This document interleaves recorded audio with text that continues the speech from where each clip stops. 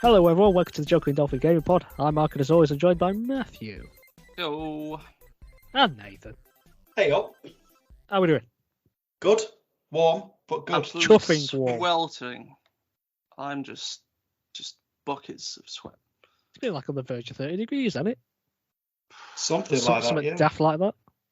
I mean, I've What's been out going in the on? sun as well on a barbecue, so that's not gone too well. Somehow I'm not sunburnt, but we'll see in the morning. Yeah. Lobster mat comes out. Yep.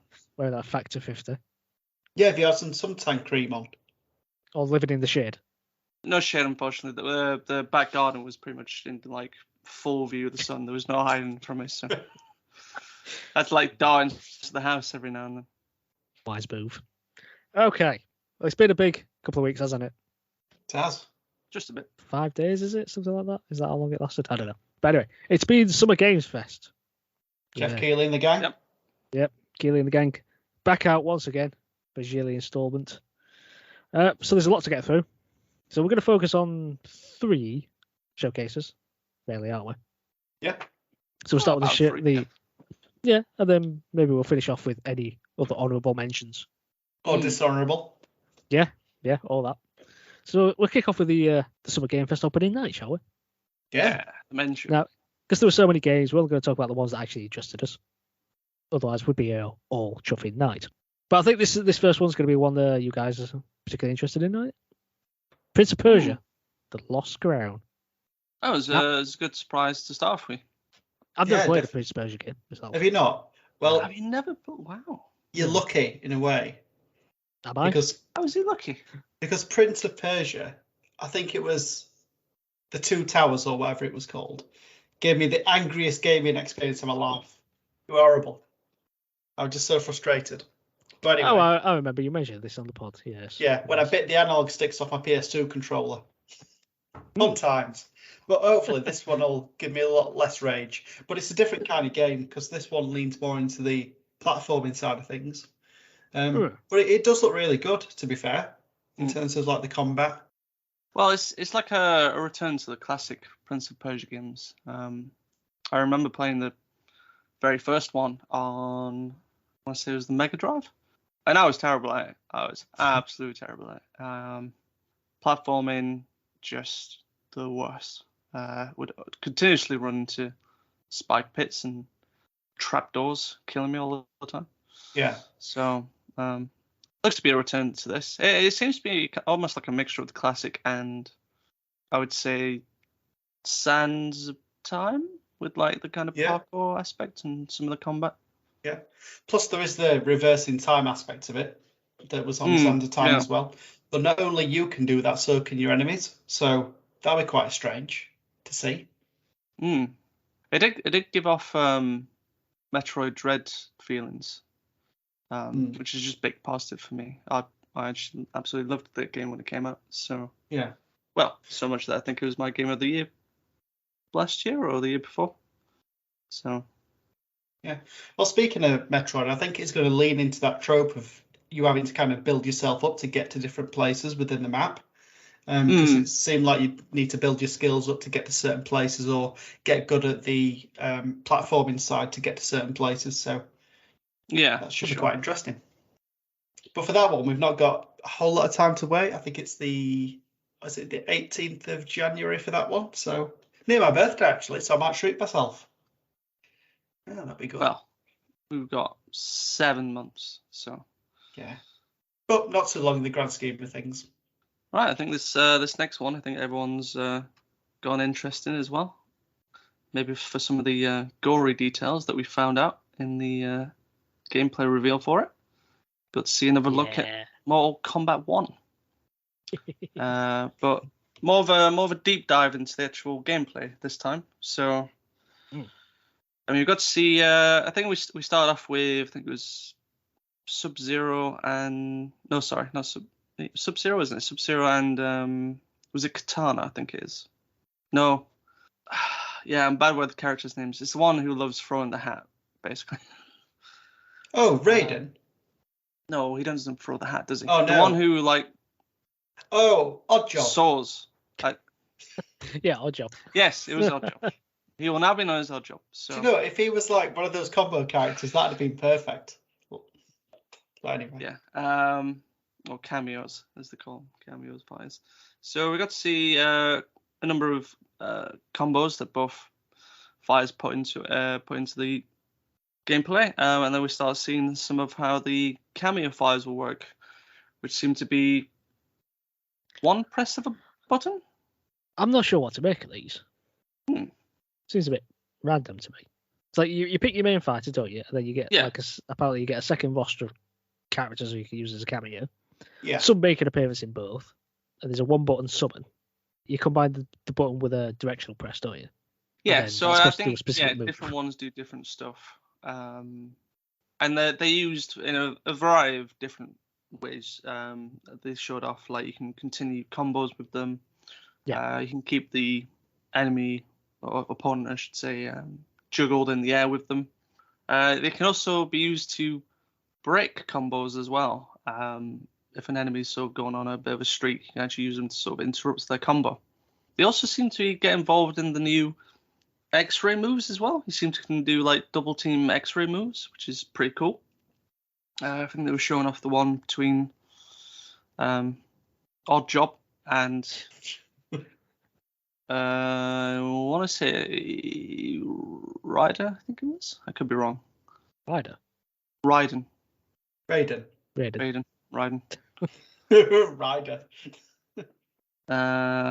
Showed off that aspect. And then they were showing off a few more of the different characters as well on stages and a little bit more of the story that seems to be going ahead, where Liu Kang seems to be putting together a team of warriors to protect Earthrealm, as it always seems to be protected in every Mortal Kombat game.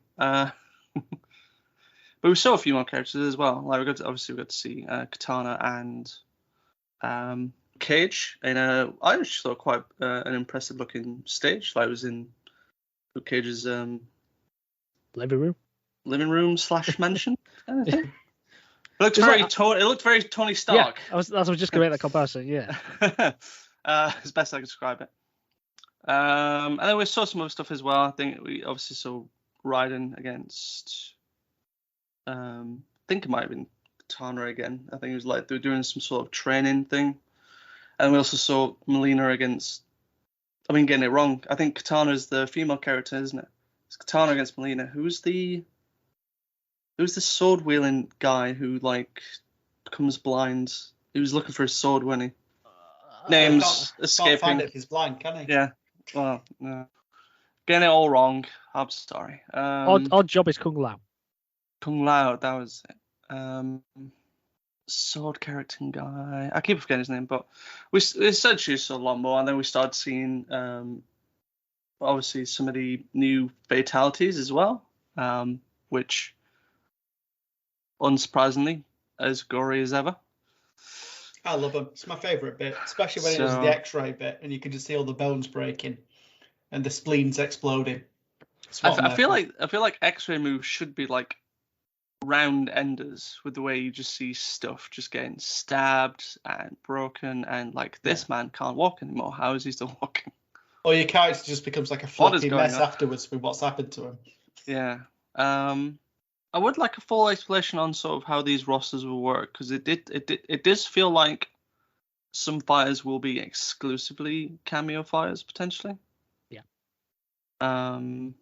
Which I think might be a bit of a shame, especially if like one of your favorites is behind a cameo roster. You have to wait and see, will we? So you'll have to see how that is. I think it's some of them that showed off. There was Jax, Sonya Blade, Sub-Zero again was one. They're wearing the classic outfits, weren't they? Yeah, well, I think all of them are going to be wearing the classic outfits because it's Mortal Kombat 1, isn't it? They're going back to the start pretty much. Well, it's a different universe, isn't it? That's one thing that I found interesting. So, like, Scorpion and Sub-Zero were like happy brothers. It's a slight bearing on the original universe, but it is essentially starting over again. So you would expect people to be sort of in their Mortal Kombat 1 costumes, a little bit updated. If it's an alternate universe, then maybe not. Well, we'll see. I mean, Jax is there, so if they can explain that one. So I did like some of the other arenas. I liked the that Chinese one. We had like lanterns and fireworks going off in the background. Yeah. That was really nice. Oh yeah. It looks like some rivalries and allies will be mixed up. Hence the reboot. I wish we got at least one stage fatality. Like I would have loved to have seen one of them. Like I always like the one where they're fighting over like the stone bridge and you can get knocked into like the spike pit. Yeah, That's what it's Yeah. called. So yeah, yeah, you don't really get them nowadays, do you? no. What One Ed Boon, what are you doing? happens, yeah. One little detail that I actually enjoyed, but I actually thought he might have made it into his own character, but instead, Ed Boon revealed that Johnny Cage has been voiced by Mr. Kickboxing himself, Jean-Claude Van Damme. Yep. Which you do say with the little that I heard of him, I did actually pick up that it was him immediately. Maybe I've just not seen any of his recent stuff, and I've just like forgotten how he sounds. Well, last time I heard him speak was when he did the old Coors Light adverts years ago. Must say a much better like celebrity involvement than the last Mortal Kombat. If people can remember, Sonya Blade was voiced and also Oh, yes. no, just voice. It wasn't motion capped, but was voiced by MMA fighter Ronda Rousey, Yeah. who didn't give that much of a convincing performance, but you know. No, but they said they were trying to get hold of Jean-Claude Van Damme for years, weren't they? Since Yeah, 90s, well, weren't it? yeah, apparently? they did mention like the original Mortal Kombat was actually going to be like they wanted to make like It's like kickboxing Bloodsport. the game, yeah, Yeah. Bloodsport. But they could never get hold of him, so it just eventually evolved into what Mortal Kombat is. But awesome to really have his involvement. I really thought he would have his own character as well, though. Like like his. Yeah. I would have thought they just put him in separately. Or did You know, they think you know he what'd was be just cool? too close to Johnny You know, Cage? it'd be cool if they could have got his likeness, but then said it's Guile from the Street Fighter the movie, so they could say they got Street Fighter in Mortal Kombat. That would have been cool. So, more fighting stuff. But a bit more odd. I have to Well, say. fighting stuff with a twist of Jurassic, shall we say? Yeah. So, Street Fighter 6 X. Exoprimal. Or was it Exoprimal X Street Fighter 6? One or the other. I'd say Street One. Fighter should lead on this one. Yeah. No, I'd probably say it's Exo Primal because it's their game. So, we got the Street Fighter 6 characters as cyborgs or something like that. I don't know. I didn't know. What we were doing. And So then they started can... beating up dinosaurs. Yeah. You got the So, Ryu exosuit doing a Hadouken on a Velociraptor. Yeah. So, they're treating this is the first Capcom collab for Exo Primal. So is this supposed to be like a start of a thing then, when they start doing crossovers for stuff? That's what it felt like to me. So, from how I remember historically, the first sort of Capcom game that really started doing this was Monster Hunter World, where they'd introduce other Capcom franchises into Monster Hunter World, basically. So you had some of the Street Fighter stuff, you had Devil May Cry stuff, you had somehow even The Witcher was in Monster Hunter World. Even Final Fantasy ended up there. I don't know how, but you know. So I think Capcom likes to do this with some of their franchises. So I can definitely see Exo Primal being like the newest one, sort of include that. Could definitely easily see a Monster Hunter crossover as well. So, but I mean, for what we saw, I'm assuming the little that we saw is going to be Ryu and Guile as exosuits that you can get inside of and use. Sure, why not? I mean, for me, I just want to see him punching dinosaurs. That's what it's all about. Well, perfect game for Probably you, what's then. gonna happen. Yeah. Yeah. But that's not the end of crossovers. Mm. And then get the Dead by Daylight one with none other than Nicolas Cage. I have to say, I loved his interview. I mean, it did seem really He's enthusiastic pretty about it. didn't chill, wasn't he? Yeah. It's like, you know, when they get these like celebrity involvements and you can tell they just do not want to be there. Yeah. But He like, seemed like he was really into it. yeah, I love it. Like him, Keanu Reeves as well. They all seem to be like love being in these games. I have to say, when I actually saw the footage of him in game, though, I didn't think it looked that great. To be honest, I thought it looked a bit like a Fortnite skin. It looks a bit janky. Yeah. I mean, it's going to look as good as they can in their engine, aren't they? So. well, yeah, I guess so. I'm sure it'll be a lot of fun to play as them. So yeah, it's funny. I'm sure they'll have some funny quips. Now the next one was really good. By surprise. Sonic Superstars. Yes. Yeah. To be honest, this one got one of the biggest cheers of the night, from what I heard anyway. Good trailer as well. Yeah. Oh yeah, definitely, because it opened up to the 16-bit version, went across the finish with the sign spinning, and then went backwards and forwards a bit, teasing us from the old to new. Yeah, it was good. I really thought when I initially saw this was going to be like, oh, we're going to get like Sonic Mania 2. This is going to be brilliant. I thought this was going to be a remake when I first saw it. Well, they've already got Sonic Generations, haven't they? Which were not played it. Fairly similar. Yeah, but it's like it's never been like a full remake of one of the older games, has it? It's just like plucked the popular levels from those games. So yeah. I mean, it could have been. I'd have been up for a Sonic 1 remake for sure. But you can play as multiple characters? Yeah, you can play as Sonic, obviously, Knuckles, Amy, Tails. This is the first time you get to have 4-player co-op. Yeah, multiplayer. Some new. It would probably work similar to how it was in like Sonic 2 and Sonic 3, when you could put in a second controller and you just start controlling Tails. Well, I'm thinking, is there enough for people to do? I'm sure there will be. You just speed through the level. I'm sure there'll be some platforming that might be specific to co-op routes potentially. Yeah. So I did like the bits where it went from like a 16-bit style to a modern style within the level as well. I thought that was pretty cool. Oh, the like the neon Tron-like level. That looked interesting. Well, they seem to like turn into like squids that like you just flowed through level. That seemed interesting. Although whoever knocks Knuckles into the trap is a bit of a bad person. I mean, that's made him lose rings. What's that about? In air quotes, code could be racing to the finish line, doing whatever it takes. You're just fighting each other to get first. Yeah. It's gonna be like one of those Super Mario Brothers games, all over again, throwing each other off the sides. I think we saw one of the levels that looked a bit like the bonus stages in Sonic 1 where we're getting the Chaos Emeralds, because you had to kind of I had like all 4 characters in there as well. I wonder if that'll be the same. They'll treat it like this is how you get the emerald, or whether it's like maybe just a bonus level they like doing. Yeah. But it does look really good though. I'm looking forward to that.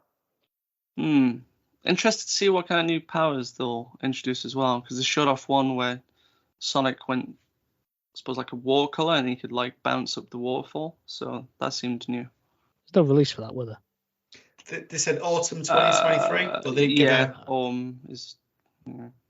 I think this is one you've been interested in, Nath. Lies of P. Yeah. Honestly, I really like the look of this game. And off the back of this, they did say that a demo was out, and I've subsequently played it. So I've given it a go. Oh, yeah? And actually, I found out just earlier on that the demo's already had 1 million downloads. So I'm not surprised. Fairly well liked. But well, that doesn't mean it's been liked. Well, people are interested. Might have hated it. Well, yeah, true. It's garnered a lot of interest. We'll say that. Yeah. I mean, I like the graphical style of it, but what puts me off it's Souls-like, and that's what's put me off.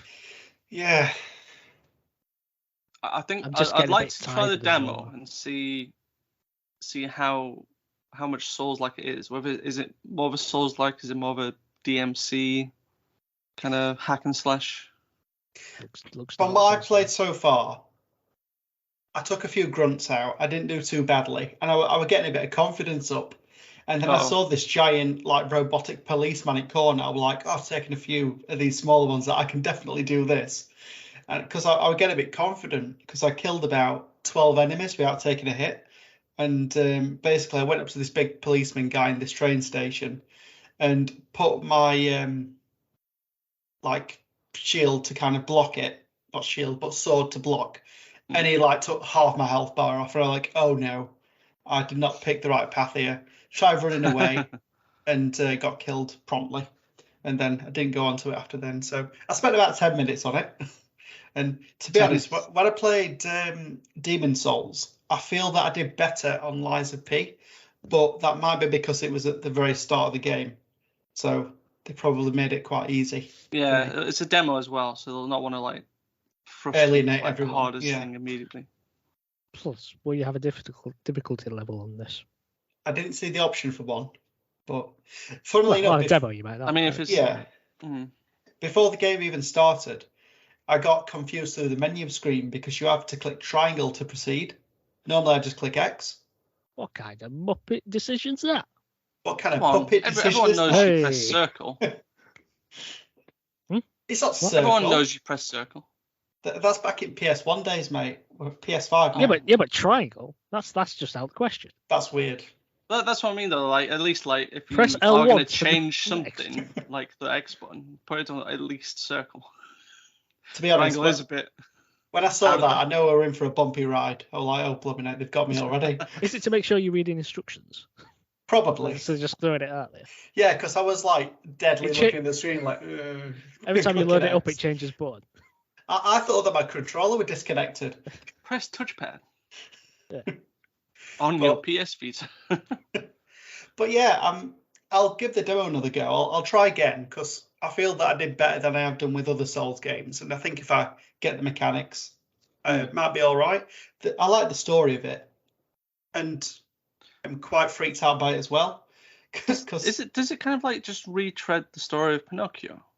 Not so far. Basically, there's this ominous voice asking you for help in a train, and you've got to get off the train and then go and find somebody. So it's very kind of out there in terms of its story. Okay. But I imagine there'll be parallels to the actual story itself as we go through, but I've not reached them yet. That releases September the 19th. Yeah. The same day as Mortal Kombat 1. Oh, no. It's going to be a stack. There's going to be a lot of games that get stacked against each other. Yeah. How about Sandland? My comment I put here is anime Borderlands. That's all I wrote down. Yeah, exactly. It's funny that you say Borderlands because that is pretty much the same art style that Akira Toriyama uses for pretty much all of his mangas that he draws. Right. So maybe Borderlands took a bit of inspiration from him. Maybe. Yeah, I can see what the cell shade, but like the actual style of art is quite different. But it's definitely like signature Toriyama for sure. From what I've heard, is this game is meant to be based on his other famous manga. Although this might be just Japan only. This is the first time I've heard of Sandland myself, but looks intriguing. I can definitely see the influences with all the mechs and stuff. I'm like, that looks like a Red Ribbon robot. Yeah. What's going on here? To be honest, I thought the protagonists were going to turn Super Saiyan for a second when I saw the power-up scene in the hair. Yeah. What is happening? I don't know what they're on about. Story seems intriguing though. It seems like you're playing as like a demon who has to sort of reluctantly help the human world. So if there's a demo, I'll definitely give it a chance. Yeah, I think I'm with you on that. If there's a demo, I'll give it a go. But I've not seen enough to know if I want to test the waters yet. I don't think release date was given for this one either, so it's pretty much just up in the air. But you know Geoff, he loves his anime games. So has to have at least one in every show he does. Party animals. Party animals, yeah. Yeah. The live streamers shilling the Gang Beast ripoff. Let's be honest. Yeah. This reminds me of that game that we play, Extra Life. Do you know them like fighting people? And it also Gang Beasts. Oh yeah, that one. Who just said? The one I just mentioned. I didn't know its name. A Meltdown as well. Right. Okay. Meltdown. That's what I was saying. Yeah. But I did like this trailer, annoyed me. Just like all the streamers just laughing. Yeah. Yeah, it's funny though, isn't it? Would you rather be like, oh, this is crap? To be fair, I've actually seen. No, I'd rather just show the game, so not have this annoying influencer people. That's the word. To me, it looked like Sylvanian families fighting each other, and I'm there for that. Love it. Like what? Sylvanian families. The little figurines that you could put in dollhouses in the 90s. Right. Yeah. Okay. Okay, moving on. It's From also one out nightmare 20th. to another. It is out on the 20th of September. We'll end with that. Alan Wake 2. Mm. No, not played Alan Wake. But this has gone more outright horror, isn't it? I don't believe the first one was actually proper horror, was it? I think it was like psychological horror. Yeah. I think this is more pull your pants scary horror. I think they've gone almost like kind of like a Resident Evil It did look it when direction. that one was walking through the forest. Yeah, that the was police very one. Resi-like. Mm. What's her name? Saga, is it? I believe her name is. It might be. So you play as two characters. This was One interesting. Saga and obviously Alan Wake. So it suggested like, was it Sam Lake? Is that his name? Yep. Creator, yeah. The face of Max Payne. Yeah. It says something like, interesting, you could probably stay the same character through the entire story. You can switch at certain points, but I think it converges at the end where you have to switch or something. But he alluded to the fact that you could play more straight one way if you wanted. I could see how that could like affect the story. You know, like if you've not been with this other person, then you don't know what they've gone through. Maybe their endings are quite different if you've not spent any time with them. Yeah. I'm intrigued. You could play that, Matt, and then tell me what it's like. I'll stream it for you guys, and then probably turn it off immediately. Warhammer Space Marine 2. Yeah. I didn't even know there was a Space Marine 1. Years ago, I think it was. But the extent of my Warhammer Space Marine knowledge is that they're blue, because me and my brother used to paint them when we were younger. Good times. I like them. Yeah. I never played it. I just liked painting them. It's like painting. I don't even know what happened to I've them. always been intrigued in the 40k universe a little bit more than the fantasy Warhammer universe. I think this looks alright. That's quite a lot of fun. Looks like there'll be a lot of gore in it for sure. And a lot of dead orcs and enemies and stuff. It said the campaign can be played online cooperatively up to 3 players. Just say. See? Still going to be FIFA, isn't it? No. No, we are eventually going to get away from it. It's going to happen eventually. It's going to be football, isn't it? Do you know, like, we've all got gaming backlogs? We could clear them if we actually played them together. We could. You know.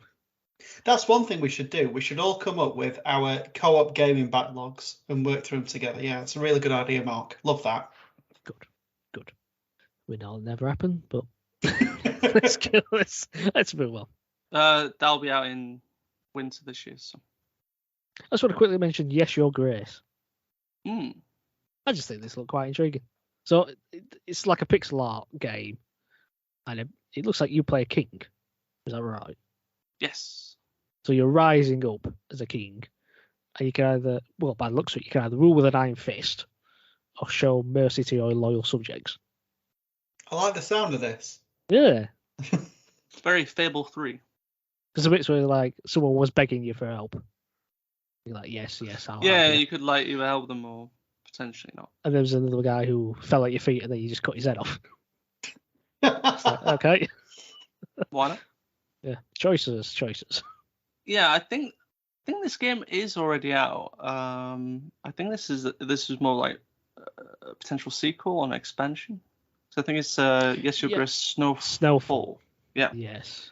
Seems to imply that you have a queen in this as well. Okay. From the little that I saw, and also the little sort of box art that I think it's got for it.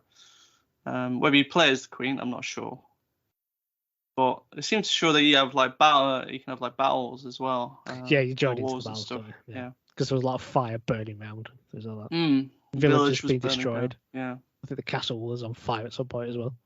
Probably. All's going well then, yeah. Yep. Yeah, could be better, probably. Right, what about this next one then? John Carpenter's Toxic Commando? Yeah, are we not done with the whole zombie horde thing yet? Oh no, we've got to drag it out for a bit longer yet. Do you know what? The only reason this came to my attention is because I saw Focus Entertainment is involved. The makers of A Plague's Tale, a game series that I really like. Well, And to be fair to it, this looked really fun. They had John Bon Jovi in the background, running zombies over with your vehicles, gunning them down. Yeah. I like the idea that it seems as though you travel around in a vehicle, but you can also get them like stuck and stuff. So you have to like obviously kind of get new vehicles. They were showing like obviously like I think like your car was getting stuck in mud. Someone had jumped in an ambulance and towed it along. Yeah. The first person shooting seemed interesting. I've never seen like someone shooting through the front window before. I don't know. It seemed just new to me. I don't know. I'm sure it's happened in other games, but they seem to show a bit uniquely here. Yeah, because it looked to be more focused on the vehicle for a lot of the time, as you said, rather than just on foot gunning hordes of zombies down. So, plus, I mean, if could be 4-player co-op. Have to find a fourth, but don't need a fourth. I'm sure there'll be AI. I'm not playing it.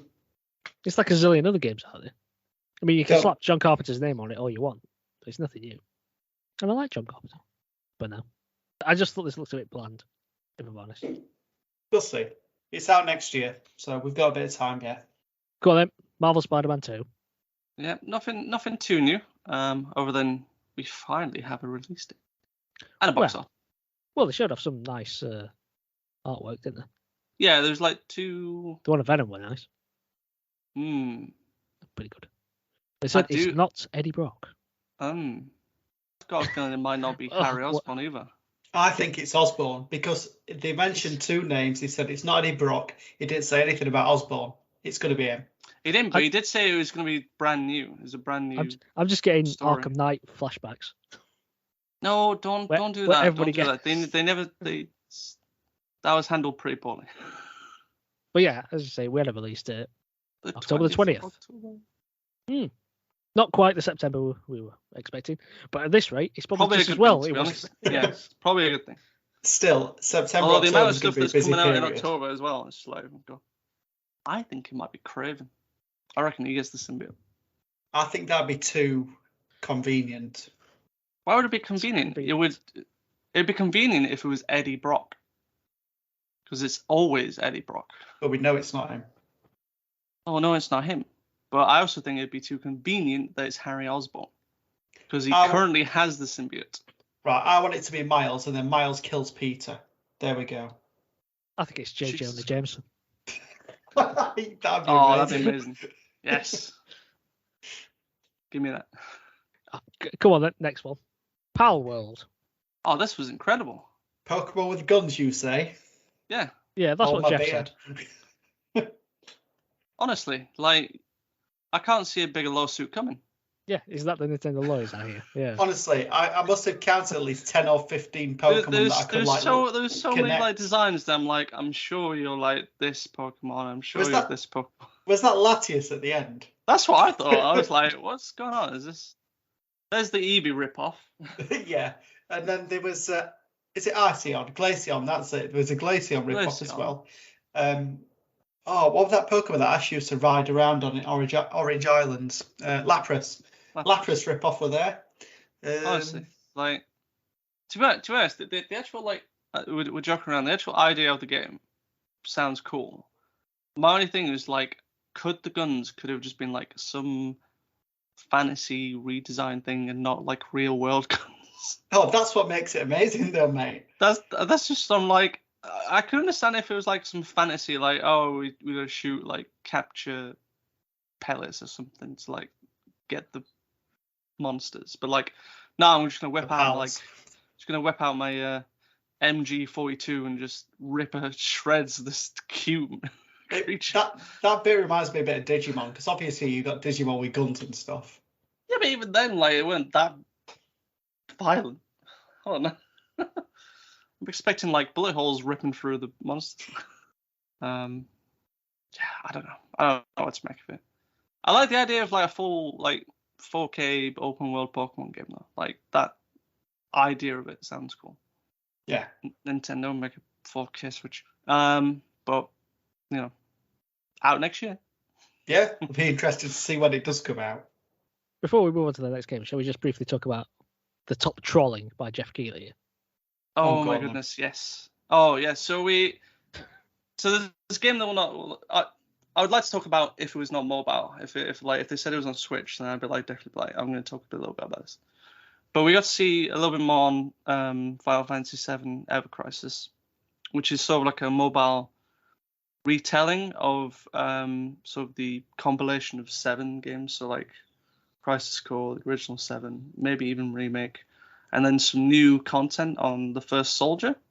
So we got this, and then Geoff Keighley talked a little bit about it, and then pretty much straight after it was like, right, speaking of Final Fantasy, And the crowd. I mean, the crowd were like, like everyone were like, oh my god, and then Keighley was just like, no. And then just started talking about, what was it, DoorDash? He just swerved with a DoorDash sponsor.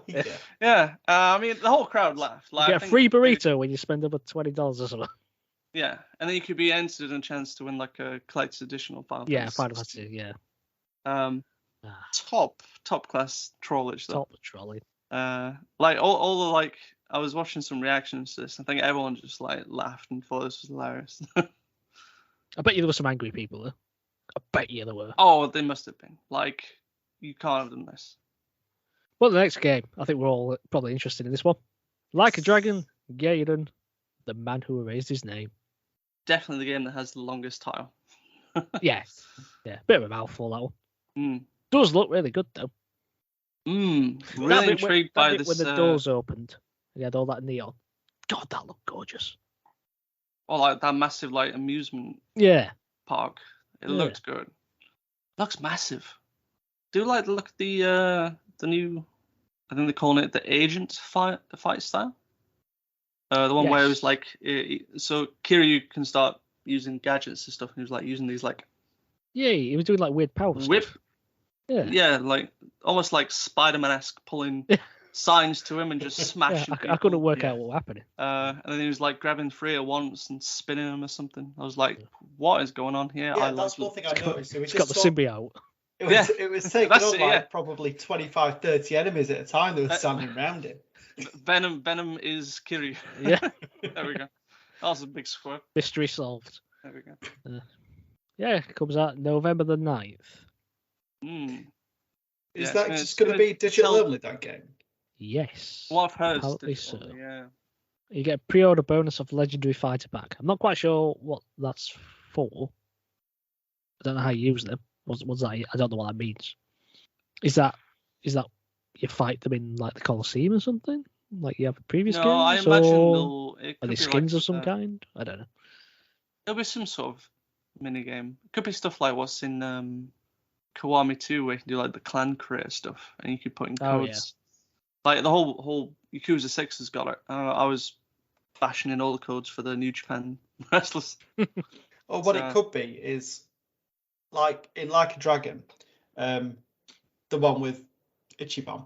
You can mid-fight call up a friend, and then they can come and help you in battle. So it might be something similar to that, where they can come and assist you. Oh, right. Okay. Maybe. That was more like summons and like, because it's turn-based. Yeah, that's true. So, yeah. I mean, maybe. We'll see. Okay, then we've got Under the Waves, an underwater adventure. So it's like you're exploring the depths, solving problems you find along the way. I think there's a mystery happening. Yeah. I did like the bit with the AI at the start, where he's like, calls the main character Stanley, and the guy's like, yeah, you can just call me Stan. Like, okay, just Stan. All right, cool. A nice little joke there. Gives me what's the underwater game? Subnautica. That's the one, Subnautica. Gives me those kind of vibes. I was going to say Endless Ocean, but this is totally different to that. Yeah. Seems like an intriguing mystery as well. Like, it could be some paranormal stuff going on when you're investigating it was like a shipwreck, I think it was, wasn't there? Yeah. There's one particular thing that put me off this game. The killer whales weren't big enough. I know it's really random, but it's just something that I noticed. Like, when I play an underwater game, I want to be in awe of the creatures around me. But the killer whale just looked like a little goldfish. I mean, it's fair. If Killer Whale was near me, I wouldn't have been, I'd be like, get the out of here. Oh, yeah, obviously it's Maybe going to that's rip my face off, but Maybe that's part of the mystery, Nathan. why the fish are so small? Yeah. Yes. Well, mammal. But anyway. Maybe it wasn't a killer whale. Mm. Maybe it was just a killer. Dun, dun, dun. Right, well, it's out on the 29th of August. Yes. So. Then we got a bit of hardware news. Porsche. One of the others. Porsche. It's one of the others. Celebrating their 75th anniversary. So they've teamed up with Xbox to produce some limited edition Series X's. So there's 75 consoles. Yep. Obviously. There's 6 designs. Yes, based on 6 sports car designs from Porsche. Yeah, it's the variants that they do, I think, is in the Le Mans. Yes. Well, So. I think the one they showed off was the Yeah. Le Mans. Which did look like a popcorn bucket, I have to say. It really did. It did. Yeah. I mean, it's not the worst looking console. I mean, Oh, I've no. seen No, worse. absolutely it's not. But it did look like one. Do you know if the Series X came out in the 70s? That's what it looked like. Probably. Yeah. I mean, all the designs look like, well, they probably are of the cars that were in the 70s, 70s, 80s. Yeah, on brand. Mm. Well, you can go to Porsche Xbox Sweepstakes.com and put your hat in the ring to try and win one. I did that. Don't know about any of you, Sue, but I want one just so I can sell it. I did, yeah. I just want one. I want a Series X. Yeah. But I don't want to pay for it. You could probably do for one. Then we got a Star Trek Infinite. Not the Bridge Crew sequel we wanted. No. Do you know what? When I saw the Borg planet and the cubes and then them start speaking, I thought, oh my goodness, we're in for a treat here. It's Bridge Crew 2 for PSVR 2, and it's going to be amazing. We're all going to play it together. I'm going to be just like Jean-Luc Picard. Mark, you could be Cisco. You could be Captain Janeway, Matt. And then we'll have a jolly good time. Well, but no. Because it ain't. No. It might be all right. Who knows? It might be. I mean, we'll see what it's all about in due course. But yeah, not quite what we wanted there. Then we've got a teaser for the Twisted Metal series. I don't know much about Twisted Metal, so I don't know whether this is accurate or not. No idea, to be honest. But Will Arnett is voicing Sweet Tooth. Do you know who's definitely the not body of Sweet Tooth? Well, it's definitely not Will Arnett. No, you'll know him though. Go on then. Current AEW wrestler and Ring of Honor television champion, I believe he is, Mr. Samoa Joe. Now you're saying that. Look at you can see the body. You can see the type and stuff. Now you can see. I actually thought he'd be voicing him as well, but yeah, why is he not voicing? Yeah, that's. I mean, he's voicing King Shark, so yeah, strange decision. Anyway. And then of course Anthony Mackie as well. Yeah. Mr. Falcon. Oh, sorry, Captain America. But he looks okay, I guess. I'll probably watch it. I'll give it a go. Yeah, I'll definitely watch the first episode and see how it goes. Yeah. Is it Hulu? I think it's Hulu over there. And I think I don't know what that normally over here it could be. I mean, it could be a range of things. It could be Netflix. It could be Amazon. It could be Now. It could be 500 stuff. Somehow Disney, maybe. Probably not. Who knows? Well, the way the gaming's going, it should be Netflix, shouldn't it? They seem to got everything else gaming-wise, so why not them? Well, I mean, Halo is on Amazon, so... Is it? Yeah. Oh, sorry. The Paramount. You can get Paramount through Amazon. Yeah. I knew it was Paramount Plus. But... Sorry. Well, you have to get you can get a free trial, can't you? For a week. Yes. I've already used them for free trial. I might do that and binge it.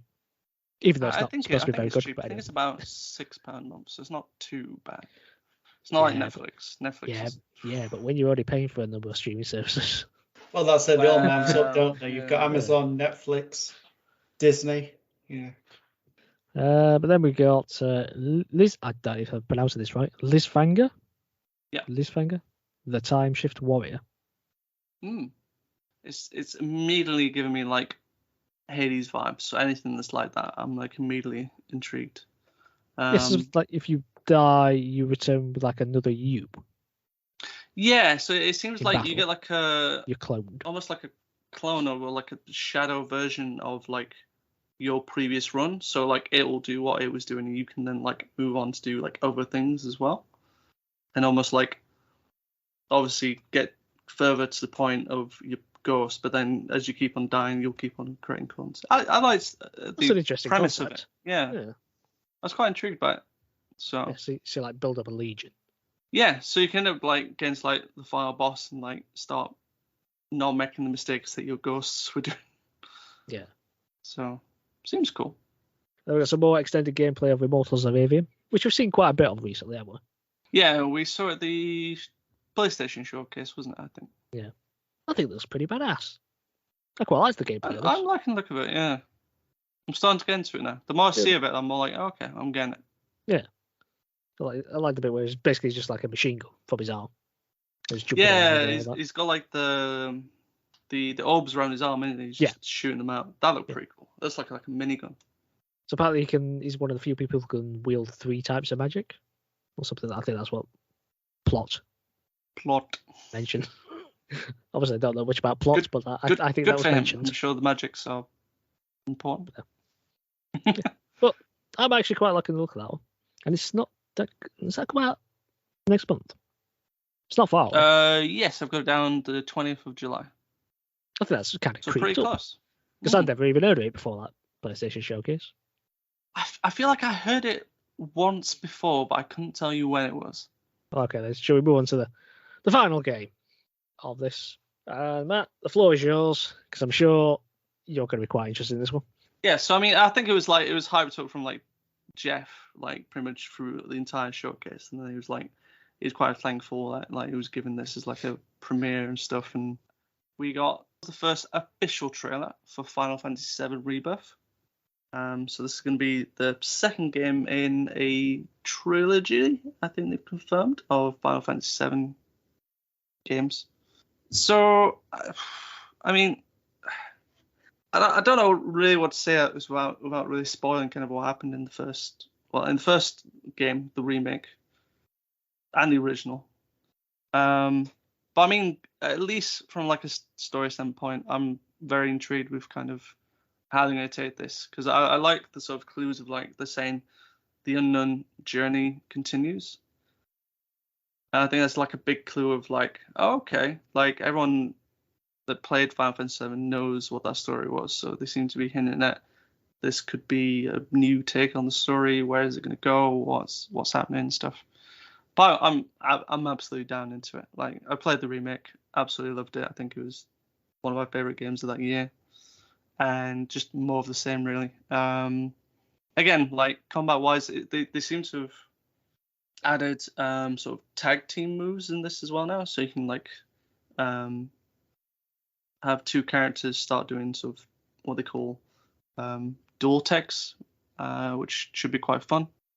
And it seems as though we might be getting a bit more of an open world. This could be where Final Fantasy VII starts to open up a little bit more, maybe able to travel some more places and stuff. So I'm massively looking forward to this. Give it to me now, really, at this point. I've already forgotten that there's a Final Fantasy 16 coming out very, very soon. So yeah, absolutely love this. I think actually one of the biggest surprises for me as well was when they announced the release date of it, which is early 2024. 2 discs. It's coming on 2 discs. Just like, well, I say just like the original Final Fantasy. I think the original one probably came in about 4. But like 2 discs for a PS5 game? What's going on there? This must be a massive game. That's all I can say. This must be absolutely massive to have it on 2. Or is one just an installation disc?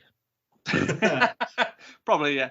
We've got to install about 100 gigs here, and then the other one's got another 100 gigs. Swap on Flight Simulator. Really? Yeah, I just had an installation disc. I think most modern games, the disc is the installation disc now. So you install about 2 gigabytes, and there's another 80 to come along with it that you got to download. Ah, brilliant. But no, absolutely, I love this. They're definitely my game of the Summer Game Fest. So, any picks from you guys? Ooh, best of one of that show. I'm torn between Like a Dragon and Mortal Kombat. Yeah, Mortal Kombat, one of mine. I'd say Mortal Kombat or probably Sonic Superstars, to be honest. Just a bit of a change. That's the biggest surprise, Immortals, maybe. Of the ones I previously weren't looking forward to. Surprise. I think I'll say Sonic. I think I wasn't expecting it, so I'll say that was my big surprise. Any disappointments? Disappointments? The slew of free-to-play games is probably mine. I'm sure they'll be fine. None of them interest me. Oh, my biggest disappointment was that Optimus Prime is human size in Fortnite. Yeah, that did look weird. I mean, how would you do it though? How do you know? Make him massive.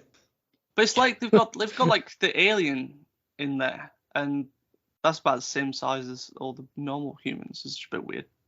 Optimus Prime. It's just a bit weird that you've got alien in the game anyway. So. Make him massive, but just have a very small hitbox.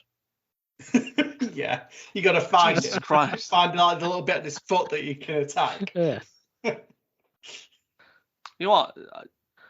It'd be pretty cool if you could do like a PvE mode where you have to like fight Megatron. I almost forgot the name. Yeah. That'd be pretty cool. Like full-size Megatron. Yeah.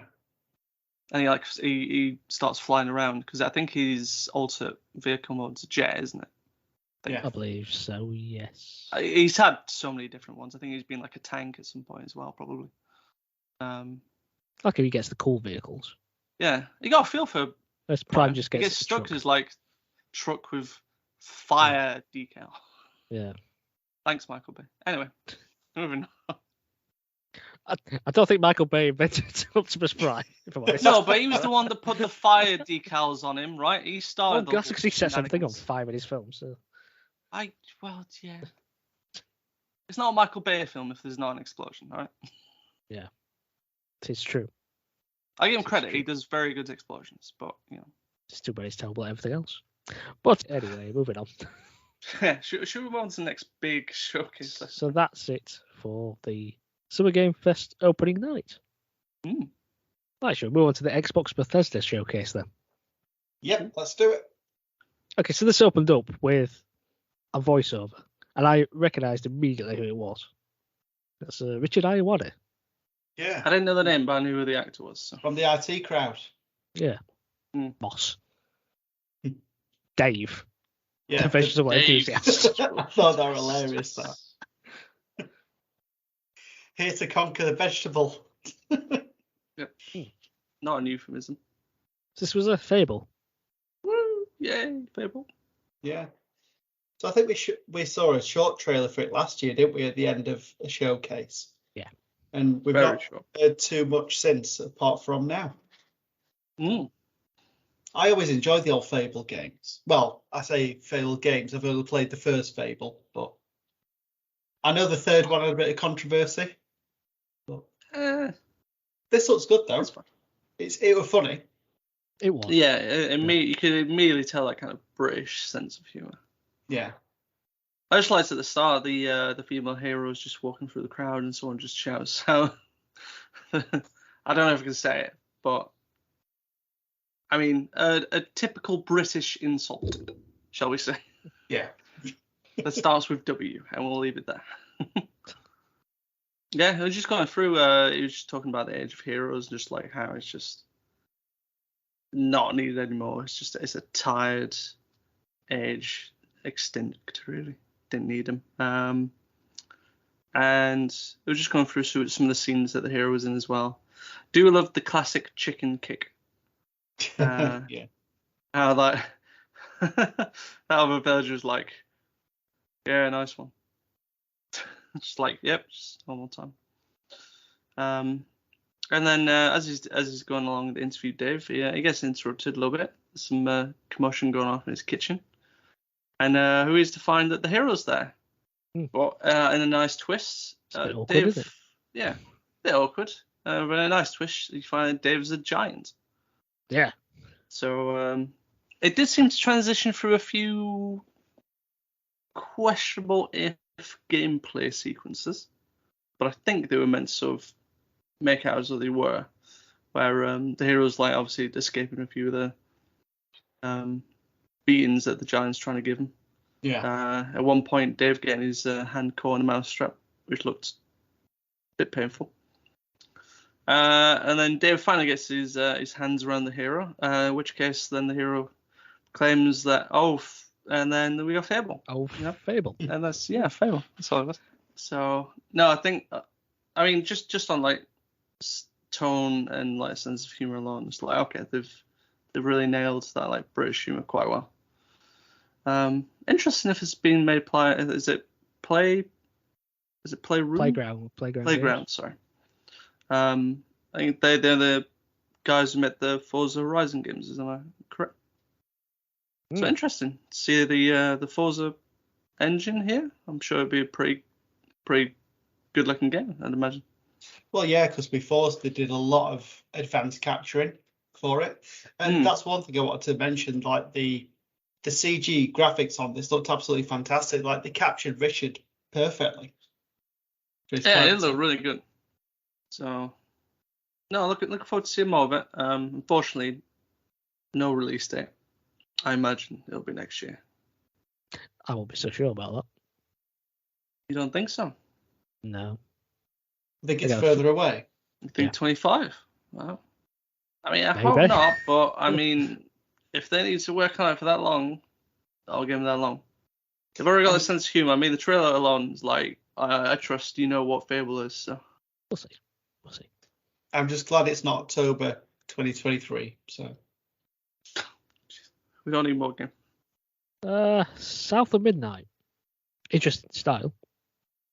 This was kind of like a claymation sort of. Yeah, almost, wasn't it? I think that's what's caught my eye initially. I liked the style, the art style, really intrigued me. This was a tall, skeleton-looking bloke playing an acoustic guitar by Swamp. I was impressed with the guitar playing. Again, the notes quite right. I thought it looked pretty good. And then a small woman came along. Seems to be a habit of giants in these trailers here. The small woman came searching for a monster. Yes. With a lovely drawing that she held up. Just like it just looked like something from Among Us or something. But anyway, and then it basically just came up behind her in the swamp. And that was it. Although we didn't see the monster. It's all very mysterious. She did pull out some sort of spinning top thread. Yes. Weapon. I was intrigued by that. Like, okay. Yeah. Well, that's gonna be like. But it is from the guys who made We Happy Few, so could be good. I'm sure Neff would approve. Yeah, it was a good game. I didn't finish it. I do need to finish it. It were a good game, that. But again, no release date. So. 2025. 2025.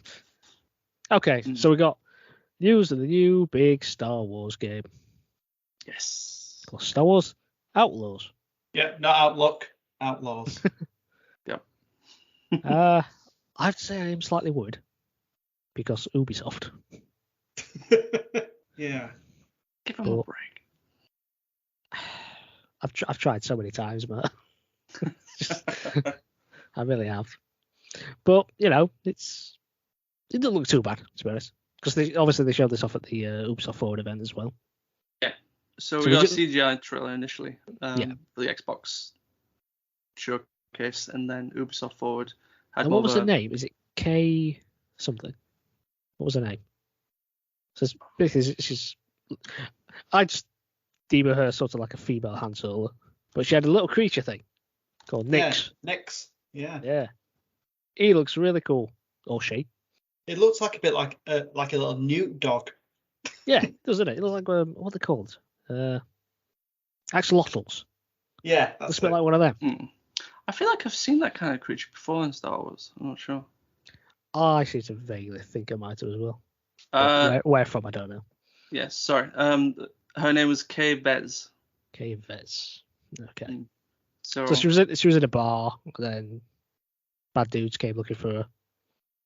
Clearly she's done both so bad. Yeah, this is like the CGI trailer. Yeah. But obviously we saw some gameplay footage at the Ubisoft Forward event. I'd say it looked a bit rough. frame rate wise, but then again, that might just be the whole of Ubisoft Forward's event. That just made it look like that. But but saying that, it's not expected to release soon anyway, so we'll see. But gameplay wise, it looks all right. Yeah, I like the idea of you incorporate Nix, the little guy Nix into be able to help you sort of traverse around, so you can use him to like distract the stormtroopers, or in this case it was the scoundrels, I suppose. We'll say for time. It's like bandit kind of people. Yeah, bandits. Yeah. So. It's like, go press this button, go fetch that. Yeah. Things like that. I like that, yeah, because there was a point where you press the button and it was like some cargo started going along. You can like hold on to the cargo and sort of sneak your way around. But can it be killed? No. I'll try. Why would you suggest that? Why you? Of course you would try. No, but what I'm saying is that Kay was hiding behind a box, and then she sent Nix to go and press this button. Yeah. But the guy who was there clearly must have seen it. Yeah. No, should have just picked Nix up and snapped its neck. I mean, that'd have been brutal, but what the hell, man? Rude. It's the terrors of space. Or is it like Last of Us Part 1 AI, where your companion never got spotted, even though they're at it open? Is it that kind was of a bit like, To be honest, though, I'd rather it be like that than them always messing it up for you and having to redo things all the time because you're a stupid companion. True. Yeah. It would be awkward, like Golden Eye. getting caught. Like, Jesus Christ, what you do? Some of the combat seemed pretty cool. You can change blaster types as well. You can go from like power to stun. I think there was one. And then you can get Nix to pick up like a blaster for you as well. Pick that up and start just blasting the entire place around. I want Nix to run around blasting. Cool, wasn't it? Yeah. Little cannon on its back. Yeah. I mean, you escaped a little, I suppose, firefight, got on your little speeder bike, and jet off over to the nearest outpost. That seems cool. Seems like a big, it's given a sense of like an expansive world on this planet at least. Yeah. So you sort of get there, you get over to the cantina. She drops off the package she was asked to pick up. Gets in a bit of a war of words with an Imperial officer. I like the RPG element to this, being able to decide whether you're going to bribe them or not. Yeah, they were like, I can sort of make your world a lot worse if you don't comply with me. But saying that, after she refuses, they move quick. Like literally 2 seconds later, you're a wanted criminal. Well, I mean, sure, I had I suppose the little walkie-talkie thing. So word gets around fast pretty quick. Didn't bribe her, and you have to escape the planet. I like the idea that it goes from land to space, seemingly seamless. I like that. I thought it was pretty cool. As soon as you get to space, do we believe that to be true? Or is that probably clever loading, we'll say.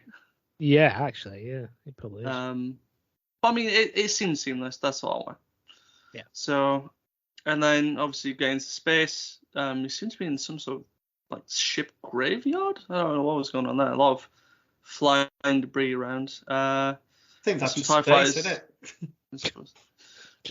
Some TIE fighters come over, start chasing you, giving you a chase. I did notice, actually, I don't know if anyone spotted this, but on the top left, there seems to be like a symbol of like a TIE fighter with like symbols going around. And I noticed like she was like on three of these red symbols. When she killed the first TIE fighter, seemed to build up to 4. So I was like, could this be some form of GTA wanted level, maybe? You know, build it up, and if you become more wanted, you know, you get chased by Imperials everywhere. It seemed like it. I mean, you are an outlaw, weird. So yeah, but to like what? So you got wanted level, and then you hide, and then it goes away. But surely, they're always after you. But I think that's the thing, though, isn't it? Like as you travel between. I think the thing I sort of see is that you'll travel between systems, and if you have high enough wanted level, you'll be wanted in like each system unless you do something to sort of, I suppose, reduce that perhaps. I suppose it's just to give you more trouble, isn't it? Is that the Imperials will be looking for you, trying to, well, take you out, I suppose. Well, I guess we just have to be good then. Well, Yeah, you just be a good outlaw. We have to be good. Yeah, we're outlaws on the way up. We've got to do things to let everyone know we're here. I don't know. That was just my take on it. I've seen some other people mention it, so we'll see. Guess all will be revealed in Mm. 2025. No, it's 24. It did say it would be We'll see. out next. We'll Stop see. it with the 25. I did like the montage near the end of that, though, of like all the different planets and types of planets you could go on. So Yeah, one of them reminded me of the planet that they go to in episode 9. The one where what are they doing? They're starting to like build back up the new rebellion sort of thing, and I don't know. If you've not seen episode 9, then not to worry. It's probably a good thing you've not seen. Yeah, don't rush out if you've not seen it. Yeah. Anyway, moving on. It's a Payday 3. yeah. Well, we need to play the second one first together, but I think this will be a good one for us. I think it looks really fun, but we do need to get on the last one. We really do. I've got it installed on my PS5 now, so like if you guys can get it installed, we'll play it. Already got it I'm installed. sure I've got it installed. I'll have a look again. Well, next time we play FIFA, we'll have a look at that. We'll get promotion. The next That time we one. lose, Then we'll play Payday. it'll be we get promotion, play that one game that we always lose in the first, and then like, right, okay, now we can move on. So I can't really compare it to Payday 2 because I don't really know what amount of things you could do in it. But in this, it showed you could give instructions to people, like get on the floor, that kind of thing. Yeah. Human If I shields, recall, I think that's quite similar, other than the human shield. I think that's quite new. yeah, sentry guns. I think that was in the last one. Yeah. Sentry guns. It could be, yeah. And then obviously you were chased by this big SWAT team bloke, the human tank. He's in it, yeah. He's absolutely known to fight in Payday 2, honestly. Actually, in the original as well. It's just. Anyway. I guess when that comes out. September 21st. where everything else is coming out. Fantastic. I've got a fine list, right? Do you know what? I need to get a bigger family so that I can ask for all these things for Christmas. It's a very Well, expensive I'm going to one. find out everything say. that's coming out in September. We'll come on to that. So next up, we got Avowed. This is Obsidian's return to classic RPG, I guess. Or fantasy RPG, should I say. Yeah. I'm not sure what to make of this. Is this supposed to be a sort of Skyrim-ish? Skyrim style? From what I've read, it's like the take on Skyrim. I don't think it's going to be. I think they said it's not as big as Skyrim, but it's going to be packed with a lot more detail to it.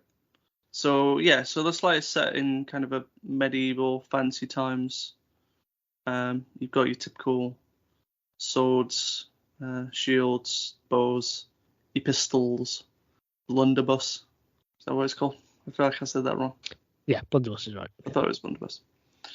And of course, my favorite things, giant spiders. Well, everything has an arachnophobia button now, so you might be all right. We'll see. We'll see if Obsidian's nice to me. So, also got magic powers as well. I think they seem to say that you're like the only one who has these powers, and therefore potentially kind of frighten people.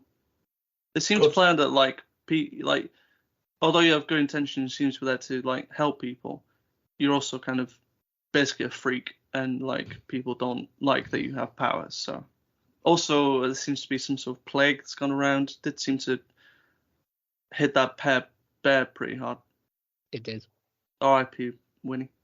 So I don't know. It's Obsidian. I always like a lot of the RPG stuff. Like my favorite Fallout is theirs, New Vegas. So I'm always on board whenever they do something new, unless it's overgrown. Overgrown. I said that wrong. What is it? Grounded. That's the one. That's the one. Yeah. Overgrown. Overgrown. Well, the garden was overgrown, so yeah. Yes. But Grounded had an arachnophobia mode, so they might put it in this. If they're smart. Well, good pedigree. Send them a strongly worded email concerning your worries. And then we got another tie-in crossover. Sea of Thieves. Something else I've still not played yet. Really need to get around to that. Do you need a thingy online to play it? Yeah.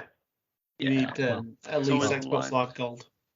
Well, that's not playing that then. Okay. But no, there's The Legend of Monkey Island crossover. Cool. I like this, yeah. Oh, yes, it makes sense. It does. Yeah. I'm surprised it's not happened earlier, to be honest. Come to think of it. Well, they did a pretty good job over the Pirates of the Caribbean crossover. I did play a bit of that, and it was pretty good. So I think I might give this one a go as well when it comes out. The Legend of Monkey Island. Got the mayor, Mr. Guybrush. Guybrush Threepwood. It's a bit of a hard one to say that one. I like how he introduces himself, whips his sword out, then he cuts his own trousers off. Puts his pants, yeah. Cuts the belt, drops. It's very classic. I do like they've got the salesman in it as well. But this is going to be a free story update. It comes out the 20th of July. So, about a month. Not too long. Oh, this next one I was so happy about. Microsoft Flight Simulator 2024. Yeah. So, let's clear this up. Do we know if it's an expansion to Flight Simulator? Apparently, it's a new standalone. I think it would be a new game, yeah. Apparently. But I think I read that all the content you've got in the first one can be used in it, barring a few minor things. Which is good, because I'd love to update it, but when you have these sort of live service things, you want things to be able to go over. Yeah. Because there's still a lot of things in this Microsoft Flight Simulator that I've not done yet. So, but no, now they've introduced aviation careers. This is fantastic. Honestly, as they're going through them all, I could not write them all down fast enough because there is a ton to do.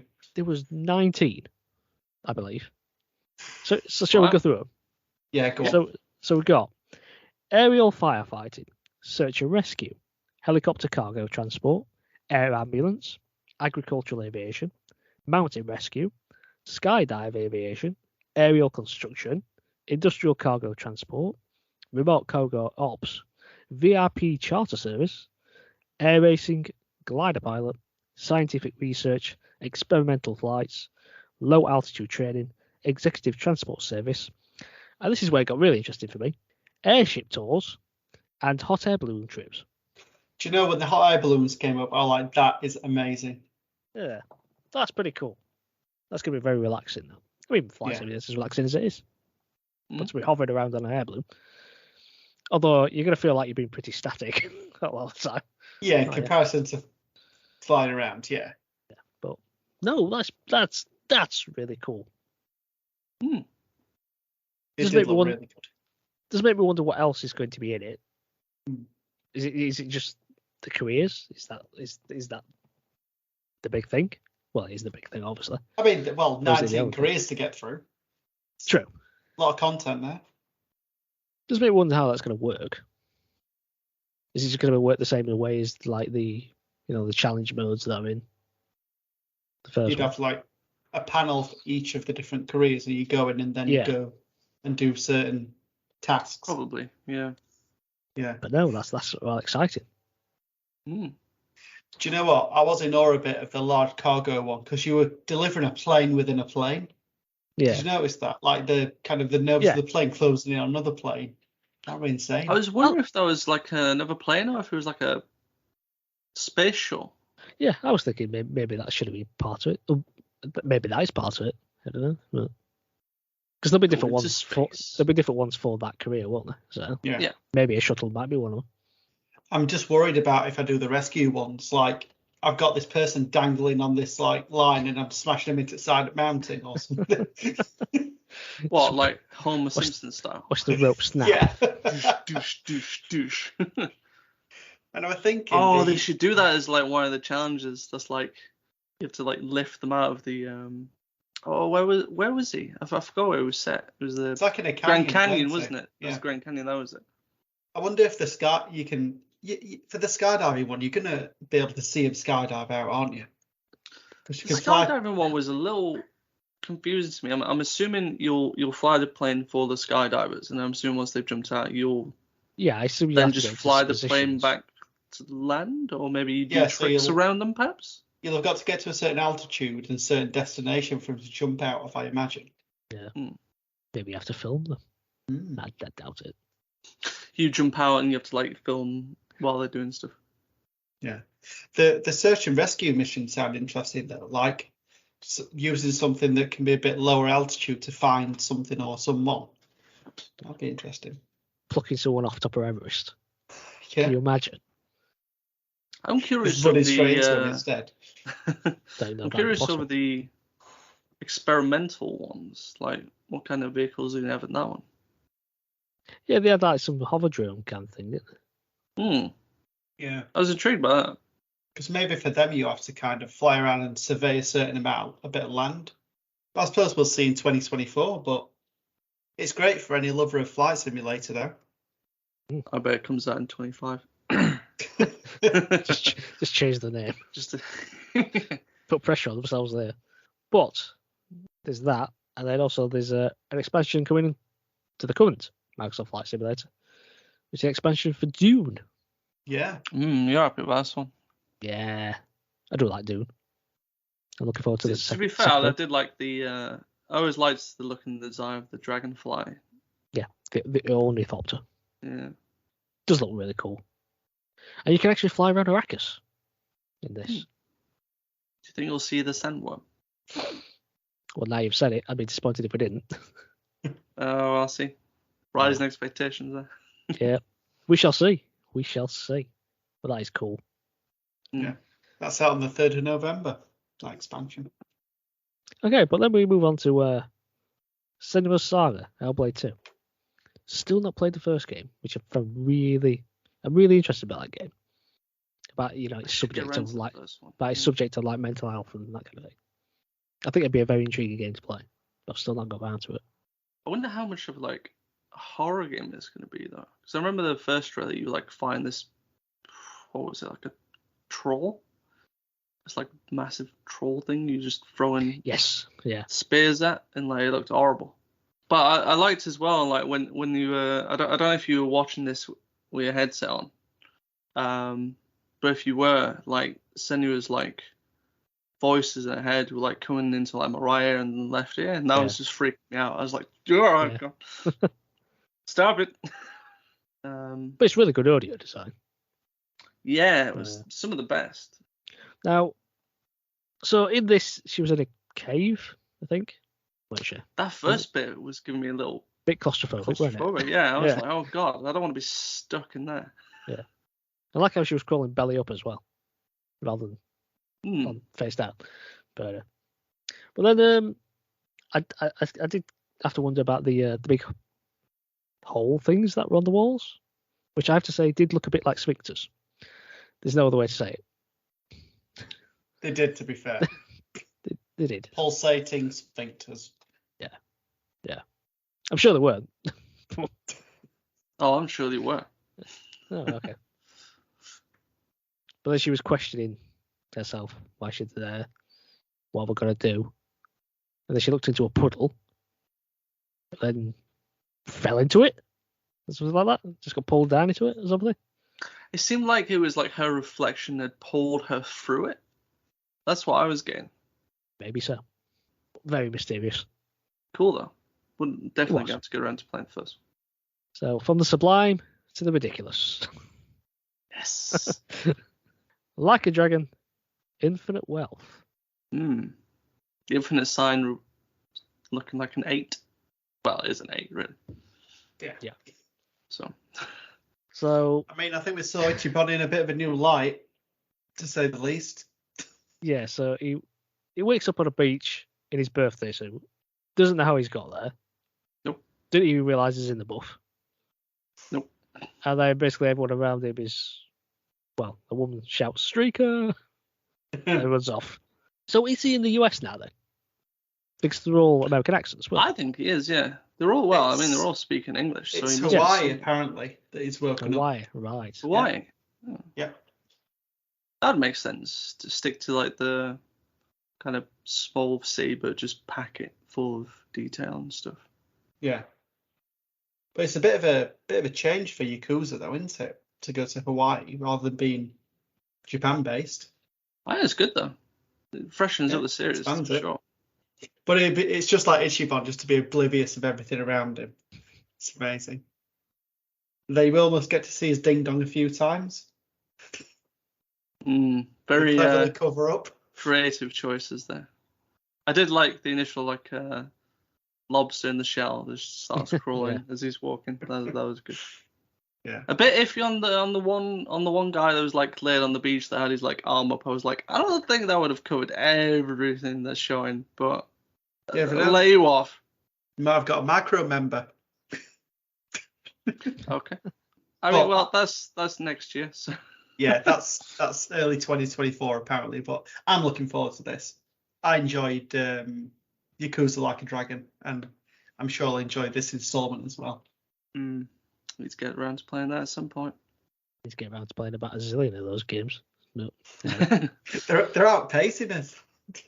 They really are. Don't they? They're in 2 more games to the list. I'm already at Judgment. I don't understand how prolific they are. How? When did Judgment They 2 just come out? rose in popularity since 0. Like everyone's just loving these games now. It's just like every year. Yeah, have another one. And they always seem to be like really good. Amazingly. I mean, they use the same formula, don't they? They know what they're doing. Yeah. They're just giving us more I of think what we it's want. one of those though, isn't it? It's a formula that like just works and never seems to get old. You just enjoy just punching people and throwing people's heads in microwaves. So. Yeah. Okay, so next we get an update for Fallout 76.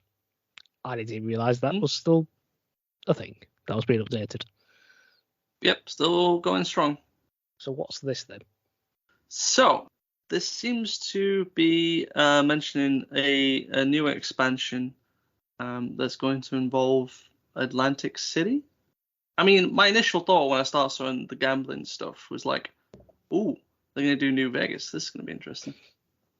But nope, call me out of there, going to Atlantic City instead. But, something similar. So could be pretty good for the expansion. I mean, they've already covered quite a few different areas already in Fallout 76. So, I mean, for me personally, I enjoyed the little song and dance that the whole trailer was going through.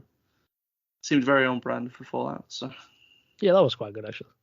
It's very good, like the whole commercial thing they do and all the jingles and stuff like that. Yeah, I just like all the creative ways they somehow get to kill Pip-Boy. So. But no, I've not played 76 for a while. I feel like I'd like to go back to it because I did. I've not played it for a while. I mean, you guys. Once I took you guys out of your level areas, that was a bad once you idea. took us into the Myrtle Lands. Yeah, we're at level 30. To be fair, it was not my fault. You spawned right on me where I'm in like a level you should not have been in. I've not. I should have came into your world, so we should just start from the beginning. But See, it terrorized Nath so much he sold the game. Yeah. Just like Fallout 3 when I got out of the vault and got killed by that mosquito creature, then I took it back to CX. It must be something about Fallout games. You have a Fallout with you. I think it says more about you because you got a track record of selling games that you spend 5 minutes in. But anyway. They were more than 5 minutes. I got to level 8 so I could do the multiplayer. That took me at least 2 hours. Swiftly moving on. Path of the Goddess. Well, if you watch the Capcom showcase, its full title is Kinitsu Gami, Path of the Goddess. Sure. Which I'm assuming is the Japanese writing this in the title as well. I'm assuming that's that part. But I was intrigued by the look of this. very, Japanese samurai inspired, plus just add in a bit of Silent Hill, I suppose. All freaky arms everywhere and stuff. It seems like it looks a bit like a hack and slash game, but like your blade seems to be able to free spirits that get trapped. Don't know too much about it, other than like that like gate thing that had like the body in and like the ribs opened up to spawn in the enemies. That was a bit okay. Nice. Very Japanese. I mean, I'm intrigued to know more. Seems like it's got a cool concept, so. Just waiting for the Exo Primal crossover now. Exactly. Or the Street Fighter. Yeah. Then we got a bit more Forza Horizon Motorsport. Yep. If October wasn't stacked enough.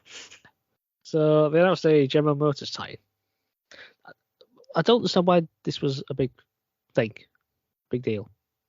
Because obviously we used to see flashy cars in Forza Motorsport. Yeah. So why is this special that we've got this? Was there some sort of anniversary for General Motors? It wasn't He Porsche. didn't mention it. He just said this is General Motors tie. So we've got a Cadillac V Series R and a Corvette E-Ray. Maybe they've not been in Forza before? Possibly. But they showed off some tuning options as well. But they didn't really go into much depth of it. They just enjoyed telling us about General Motors. Yeah. And got a bit of gameplay. Yeah. It was October the 10th.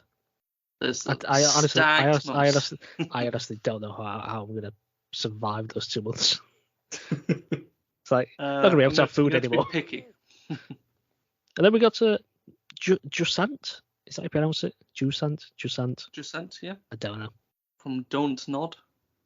Yeah, so we had it showed a young boy climbing up rocks with a cute little creature on his shoulder. Yep. And then we saw an awful lot of climbing. Themes, yeah. Like real lot of climbing. In fact, I think that was just about everything that was in it. Climbing. Well, that's good because we trained for this, boys. This is our game. Yeah. Also, what was the kid wearing? He looked like he was wearing a pine cone. Didn't understand that.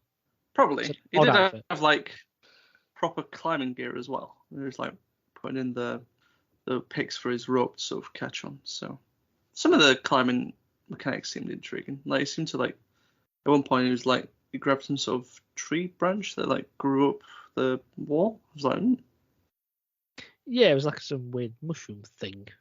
Yeah. There's also swinging and some ropes, weren't it? It was like he was walking along. Yeah, I will say the wall. wall running or the rock running seemed quite cool. Reminded me a little bit of Uncharted actually that you can do. Yeah. I did find it quite amusing the way they said this. They put climb, fall 2023. Was that intentional? Probably. Yeah. Climb and fall. Yeah. Okay, next up, Still Wakes the Deep. So this is from Chinese Room. I'm quite a fan of theirs because they got pedigree of walking simulators. So they did Dear Esther right. and Everybody's Gone to the Rapture, which I really like. Right. I enjoyed that game. Yeah. But unfortunately, this seems to have gone into a bit of a horror genre for my liking. So it looks like you're investigating an oil rig. It looked very atmospheric. And then It's abandoned. Well, I don't know because there was there were a couple of people in it. Yeah, there was one bloke that they were on a helipad, but then everyone just fell off. Yeah, but I think you fell off at one point as well. Yes, I believe you do. Yes. That's how the trailer ended. But, don't know. Part of me wants to play it, but God, we're in it. Could still be a walking simulator. It depends what the horror is. I can see it being PS Plus in 2 years' time. Really? Feels like that kind of game. We should say that. Just seems like one of them titles that they just throw in.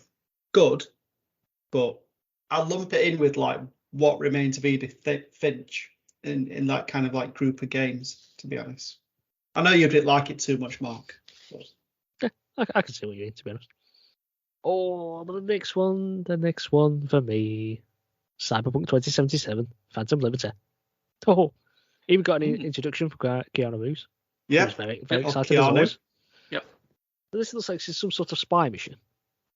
That's what he called it. And of course, you got Todd Idris in it, Idris Elba, Solomon Reed. Yeah, Mr. Knuckles. And here you visit Dogtown to rescue the president of the new United States of America.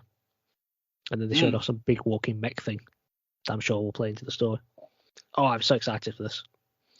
Oh, yeah, Sorry, you're saying walking mech, there was a bit almost like a tank thing. You're shooting it's massive laser, isn't it? Yeah, it was. But I've read that they've actually done some quite big changes to the overall gameplay. So I'll be interested to see.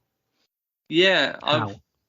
I've read a bit into this, and this won't just be tied solely to the expansion. This will be for the base game as well. So even if you don't get it, you'll get the full update. But from what I read, it sounded as though this was the changes they're making will make the game into what they originally intended Cyberpunk to be. Basically, they're going to do a lot of stuff like police chasing you. They've reworked the police and stuff. That was needed. Yeah, so they'll properly chase you now in vehicles. You can do proper vehicle weapon fighting. They've changed how armor works as well. So armor won't be locked to clothing anymore. It'll be purely on the cyberware that you've got. So clothing now is more just aesthetic, unless it's got armor, probably armored vests and stuff would probably add to it. Other stuff as well.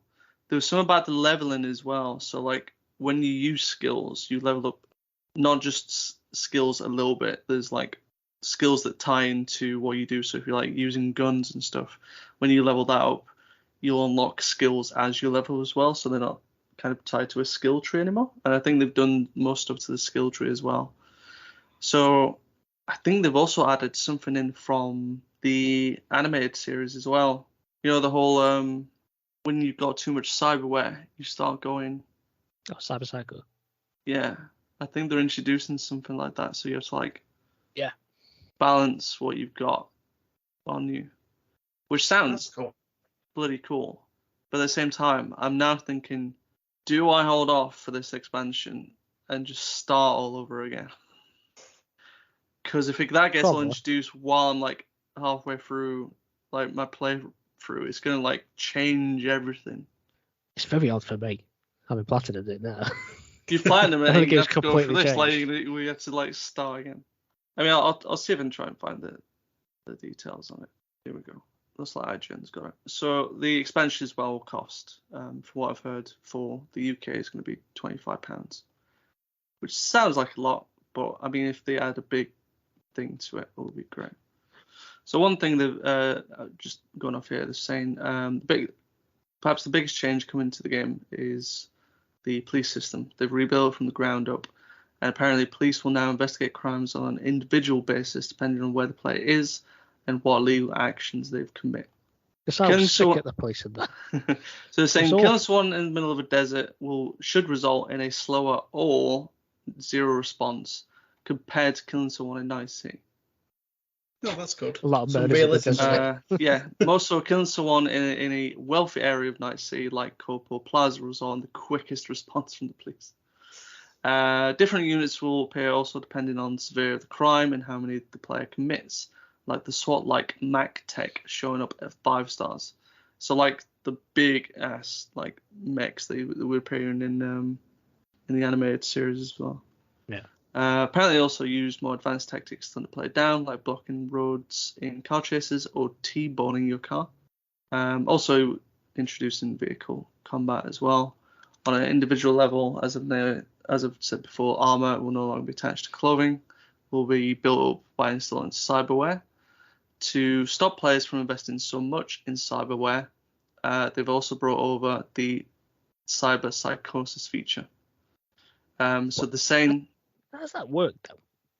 So they're saying here, we redid the cyberware system, and so now there is a capacity meter, and the more cyberware you slot, the further you push the edge. you can run over the edge, and then there's a bit of a risk versus reward. The response of edge runners was huge, so we wanted to put it in there. So it sounds like maybe you start getting glitches, perhaps, that start happening.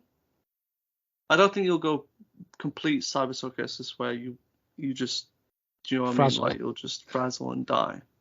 But I imagine they can implement some of the stuff where like you start seeing hallucinations, perhaps. Okay. Which would be Good. cool, but then you will not be able to make all these like overpowered builds that I've been seeing on like YouTube and stuff. Well, basically that means you've got to be sure what direction you want to put your character from the start. Then. Yeah, I think you have to be a bit more careful in how you want to build your character. Because it's saying here as well that the perks and skill trees are being rebuilt completely. Instead of the current passive stat bonuses, unlockable abilities feel more like perks that create a unique character build.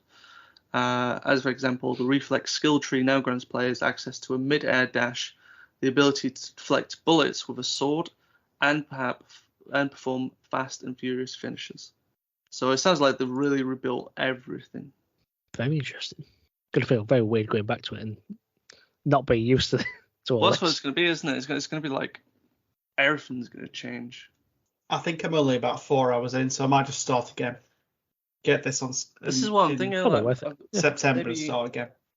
when is this out again? Sorry, it's the 26th September, isn't it? Yeah.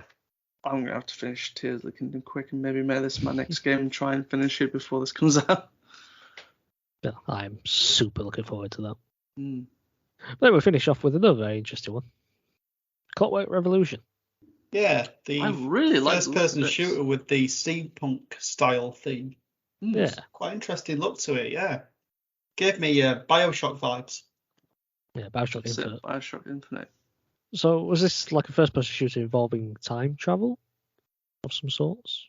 I don't know if time travel is quite the correct word. You seem to have time powers. There's a Okay. moment where you shot down this like arch, which then you could like Yes. switch around and Yeah, like rebuild back because Yeah, it you had like blocks. a reconstructor Yeah, weapon of some sorts. Yeah. I imagine there'll be form of time powers that you might have, but it does seem to have a potential mechanic that if you change too much, that might go against you. Because it looked Yeah. as though, like, I mean, you saw like the original city, it was all fantastic. I mean, I loved the guy that had like a walking red carpet, like that was. Yeah, that was Excellent. insane. I Like want the that. little I want that at spokes all times. on Just it. walking on a red carpet everywhere. And then it seemed like the more that you changed of that city, the more it seemed to become like it was like a riot, and there seemed to be a clamp down on by these big daddy-esque police mechs. But it did seem like the so I suppose main characters seemed to sort of suggest that like they were kind of surprised at like what have they done, like why have I done here? I've just caused absolute chaos. Like this is not my intention of my revolution.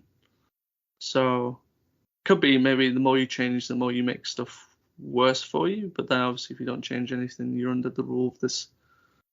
I forgot who seems to be the antagonist. It was like Iron Lady? Iron something. Wood? Iron? I don't know.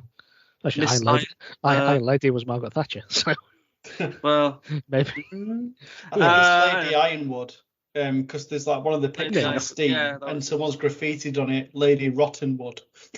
yeah, I think that was what it was. So Got him. Yeah, because it seems like you go back in time, you can make a change, and then a butterfly effect occurs on depending on what change you've made as you come back to present I think day. that's it, yeah. Which is quite interesting. Yeah, I get like obviously there's the Bioshock influence. I think also maybe a bit of Dishonored as well, maybe with the whole kind of steampunk that had quite a similar aesthetics as well. Maybe enough, maybe you have to have like a balance of changes that you do in your revolution. But immediately intrigued, so definitely looking forward to seeing more of it. Got no release date for that yet, but yeah, 2025. Said Or coming 26. in due time. That's what it says. Yeah, I liked that. I did like that at least it kind of Kept to the theme. give you something. So yeah. Okay, but then we got a bit of hardware news.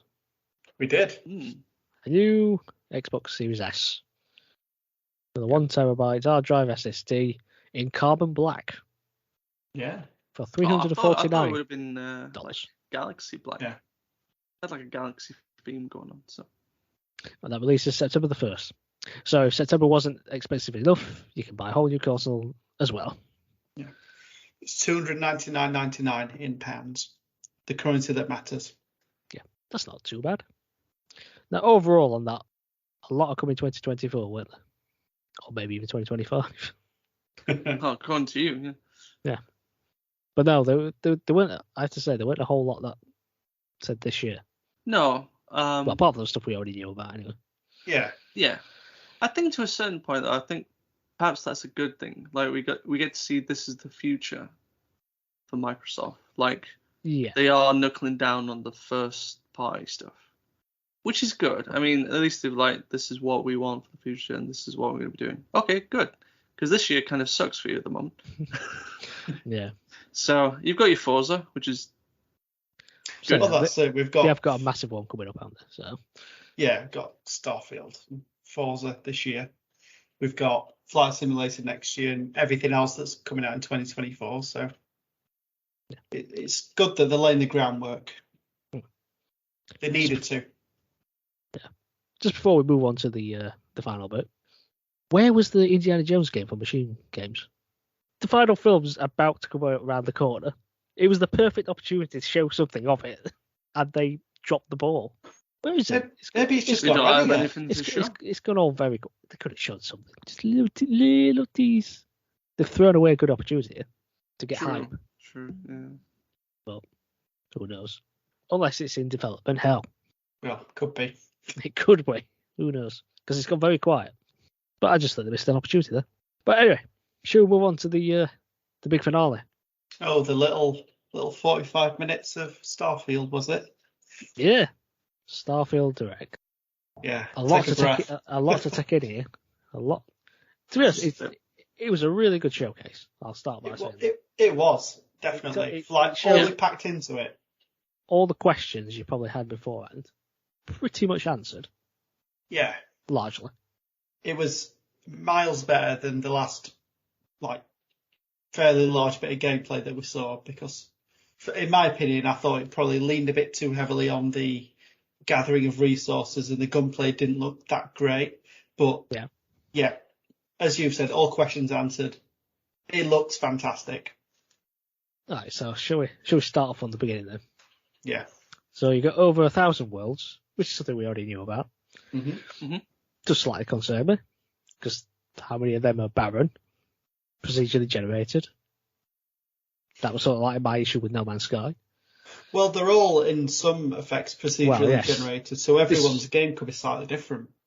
Yeah, I still don't know. Apart from key aspects, probably. But they said real-time global illumination to light the world, based on the type of star and the makeup of the planet's atmosphere. Did look very pretty. Lighting. New animation system, and of course you could play first or third person. Yep. Which would you choose? I'd probably go first person. I think I'll go first as well. Yeah, I've always tried to play Bethesda games in third person sometimes. I always give it a go, and then I always find it feels a bit awkward. I don't know. I just do it for that immersive experience in an RPG. Yeah. Collecting resources. This is probably my biggest pet peeve of this type of game. But it depends how you utilise it, really, isn't it? So you had this laser cutter device, and they just cut some rock off with this thing. Wandered around this planet, found an abandoned mine, and they just got attacked by a bunch of scavengers who were there. I forgot they were called. I think they were like space bandits or something. Something like that. Yeah, something. But of course, you do a bit of looting, a lot of looting, in fact. This seems like this game is going to be massive on looting. Like the amount of stuff that was on that table. I was like, have you played Cyberpunk? There's an awful lot of looting. Have you played any Bethesda RPG? It's practically the same. I'm just going to constantly wait for the you're encumbered. Constantly. Always did my head in those games. But then it shows you the data menu. So pause menu. So you've got skills, ship, missions, and inventory.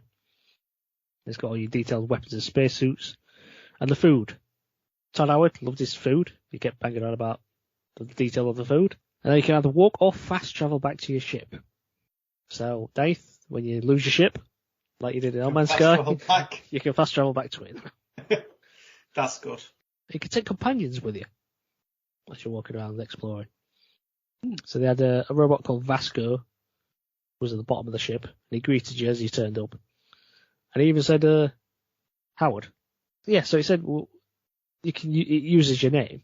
I'm wondering what limitations they've are that. Probably got like a presets. Yeah, I think it'll be something in a similar vein of like what FIFA and WWE have got, where you can select from a big list. I just wonder like how big is this list going to be? Is Mark in there? It's a common name, I would hope so. Well, Wisniewski be in there. Of course it will. Oh, of course. It's on FIFA. That's true. I can't believe it's on FIFA, to be honest. But I don't know how it's the third most common Polish name. Of course it's going to be there. Oh, you're Polish, eh? Yeah. No, he's German. Exactly. Anyway, moving on. So your ship is home to you and your crew. And then it showed off the star map. This was very much Mass Effect. Pretty much. I have to say. Yeah. The details are pretty much exactly the same. So it shows you a planet that you're on. And you can see info and resources that are on the planet. I like that part of it. So you know what kind of planet it is and what it's comprised of. Oh yeah, it's better than landing on it and then having to find out. Yeah. Actually though, I wonder if you would have to like sort of at least scan the planet or visit it before you know the details. I presume you'd have to scan the planet first. It's like, how do you know what the planet has without at least visiting it? Yeah, you have to scan it, and that'll give you like a high level, these are the materials it's comprised of, and then if you do want to go down and look further, you can. Okay. So you can choose your landing sites or fast travel to known locations. So can you not land just anywhere on the planet? Well, I thought that were a cutscene, weren't it? The taking off and landing. It was, yes. So I imagine it'll just be wherever the cutscene lands you. So I don't think you'll have any control. Or there'll be different ports you can select, and then it'll do the landing. Yeah. It could be very similar to, I think, Elite Dangerous does something like that. When they introduced the planets update, there was like a select port that you had to land to be able to It was like traverse the planet. Andromeda. I'm the same as that as well. So you back out to view all the planets in the system. And you can see that planets have key locations and missions, as well as ones that are barren and resource heavy. Because of course, those empty those empty wastelands of I don't know, iron ore or whatever. And then you can zoom out again to see all the systems in that part of the galaxy. And from that you can plot your course to others using the ship's grav drive. Which seems to be the big thing. So you upgrade the ship's grav drive to reach further distances. Yeah. Yes. But it also uses up an amount of fuel as well, so you have to be mindful on obviously the further you go, the more fuel you use, and then you'll need to build up on fuel at that point. Yeah. Then they went and spoke about the city of New Atlantis, which is the biggest city Bethesda have made, apparently. Looks so. With custom art, crowds, and quest lines. And they spoke about Constellation. So this is the company you join for exploring the universe. And they went through a few of the characters, didn't it? So you've got Sarah Morgan, who's an ex-soldier and adventurer, and now Constellation's leader. Matteo, a theologian. Yep, is that how you pronounce it? Theologian. Yeah, who believes something is out there. Of course it is. Space, isn't it? Of course there's something out there. Noel, a scientist, as Sarah's protege. Walter, a successful businessman. And Constellation's financier. That's quite interesting. And then you had a couple of side ones, didn't you? So you had Vlad, an ex-pirate, Samko, a former space cowboy. He sounds like he might be pretty cool. And then Barrett, which they didn't really say much about. Bit of a mystery character. Mm. But then he went about other cities. So he had the city of Cydonia on Mars, which is the largest mining facility for the United Colonies, apparently. So if you could go to Mars, can you go on Earth? Would they be in the same system? I imagine so. Wonder what that looks like in Have that. to see. Yeah. In that. They mentioned something about the Free Star Collective space. So was this? I think this is the areas not under the United Colonies. Mm. So we had the capital called Aquila City, and then a very cool looking place called Neon. This was my favourite one. This looks like the Las Vegas of Starfield, where anything goes. The Pleasure City, as they called it. Mm. Yeah. Where it was like a bright surface, but with a dark underbelly. Because that was that somebody just got murdered.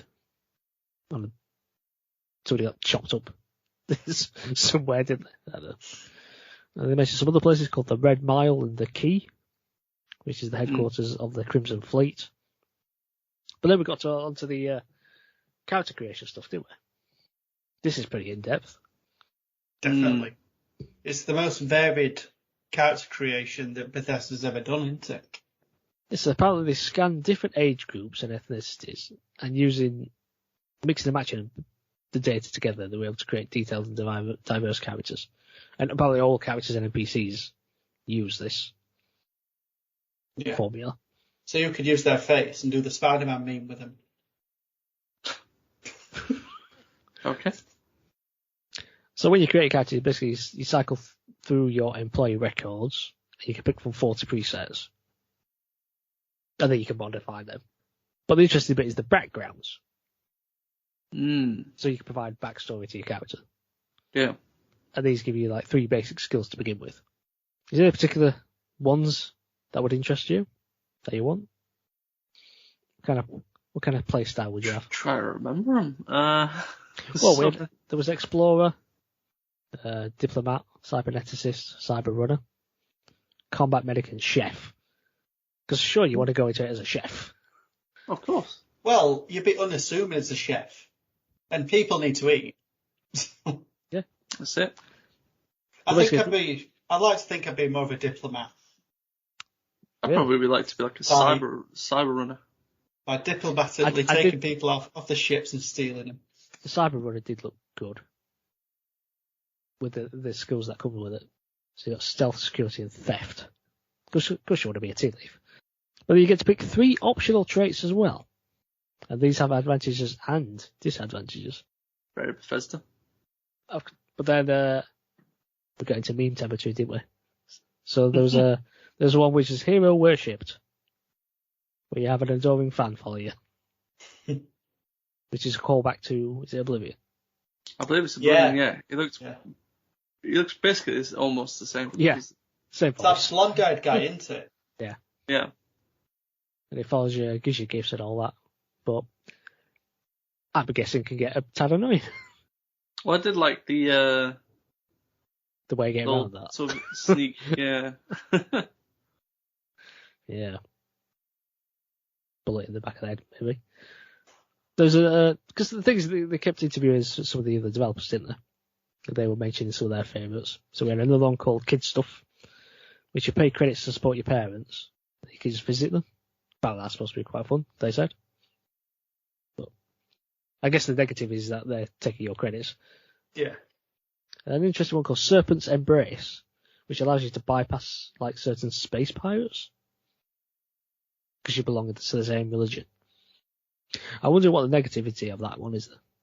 Or maybe there's other religions that you're not part of, maybe. Yeah, that's true. Could be. The last one they spoke about, though, really confused me as to why you'd want this. So there's one called Wanted. So you get a damage buff when you're low on health. But constantly mercenaries are randomly showing up to try and kill you. Why would you choose that? I don't understand. Some people like a challenge. Yeah. Okay. Maybe. I just found that. I don't know why anyone would ever want that. Then of course we've got the skills. So each time you level up you get a skill point. Of course you use these to unlock or rank up skills. And you have to complete challenges as well. and challenges become more difficult as you rank up. And there's 4 ranks per skill. So you've got 5 skill trees apparently. Physical, social, combat, science, and tech. And then again, some of the developers spoke about their favourite ones. Xenosociology skill. So you can mind control aliens. Oh, that's cool. Why would Why would you know that? Boost pack. So you got like this flying backpack. I thought that was like a standard thing as part of the game. Yeah, that's what I thought. Because when we saw the last trailer, they were just using it as normal. I didn't think it were outside of the norm. Unless it's to help increase the boosting, perhaps. Yeah. Speed. Just while we're on that. Speed, duration, hover. Yeah. One thing I did notice in the gameplay section was that if you were boosting in like a zero gravity situation, as you shot your gun, the force of it like pushed you back. So there's like realism in the way the gravity works. That were really cool. There's one called Neuro Strikes, that basically buffs your punches. So there was some shots where they just ran up to people and smacked them, and they just went, because of gravity, they just went woo into the night sky. Then they started to say that you could navigate asteroid fields, you had chance meetings with strangers, dogfighting in space. We moved on to the ship stuff, didn't we? This looks really cool. The whole ship modifying. Yeah. All the different modules you can get. So you buy a ship, hire a crew to function it, and then you visit spaceports, talk to technicians there, you can buy, sell, and modify your ships. And then you can have like a fleet of ships. You can have different ones for different functions. So you might have one for like cargo raids or something, or one for aerial battle or whatever. So you got different parts that you can upgrade. So you got cowling, shield generator, docker, fuel tanks, grav drive, weapons, hab. Is that habitat? Maybe that's what that's short for. Yeah. Engines, cockpit, cargo, something. It says cargo ghouls, but I don't think that's right. That's autocorrected to something weird. Reactor, bay, and landing gears. So you can modify all these separate bits of your ship. Mm. And then there was 2 modes of upgrade. So you've got the quick upgrade to change your individual systems, but then you've got the shipbuilder mode. So you can change like the look and the layout with customized paint jobs. Nice. What colour do you have in your ship? Pink. Vibrant. Certainly spotty, wouldn't you? Yeah.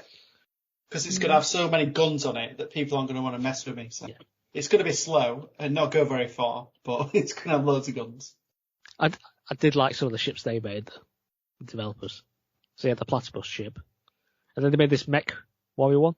I like the mech one. Looks a bit like Optimus Prime. Yeah. Reminded me of the Megazord. Don't know why. Well, there's some members of the Constellation can join your crew, and they'll have each companion has skills and also unique quest lines and potential romances. Because of course you can't have an RPG without potential romances in it. Of course. It's what's all about schmoozing the ladies or lads, depending on what you want. Yeah. You can hire additional crew for spaceports, and you can also meet potential crew members out in the world. Because I think they showed us one bloke who looks pretty banged up, like to be shot or something. Yeah, because you've just shot him. Join us or die. Yeah. All right. That's what I'm going to do anyway. And of course you assign crew to your ship. And the skills affect how much it runs. And then we've got a bit about the ship combat. So an interesting power allocation system. Yeah, that really reminds me of a little indie game that's called FTL. Yeah, that's a lot. Yeah, it's quite similar where you can assign, I suppose, power cells to each individual attribute of the ship. So, like, if you want to put more to engines while you're flying, once you're into combat, you put more into guns. Maybe take quite a lot out of the engines, perhaps. They mentioned a targeting control system skill, so then you can like zero in on individual parts of an enemy ship. Yeah, so you can like take out the engines and stuff. Yeah. So once you've destroyed an enemy ship, you can loot the ship from your cockpit, or Instead, you can decide to dock with the enemy vessel and board it to take it over. That's totally what I'm going to be doing. Yeah, that's what it's all about. Because once you do that, you can also claim the ship. Yeah. And I give you all the ships. Every ship I come across, I'm having. All right. You're going to play this just like GTA, aren't you, Mark? Just have absolutely everything. Yeah. That can't. Then we've got Visit Star Yards. So this was like a big space station kind of thing. You can visit just stuff on it. Reminds me a bit like the Citadel or Mass Effect and that kind of thing. Oh, yeah. Then we got battleships. Not like the Earth kind, but like... Yeah, I was just thinking. I don't know, space battleship things. I don't know. And then cruise ships.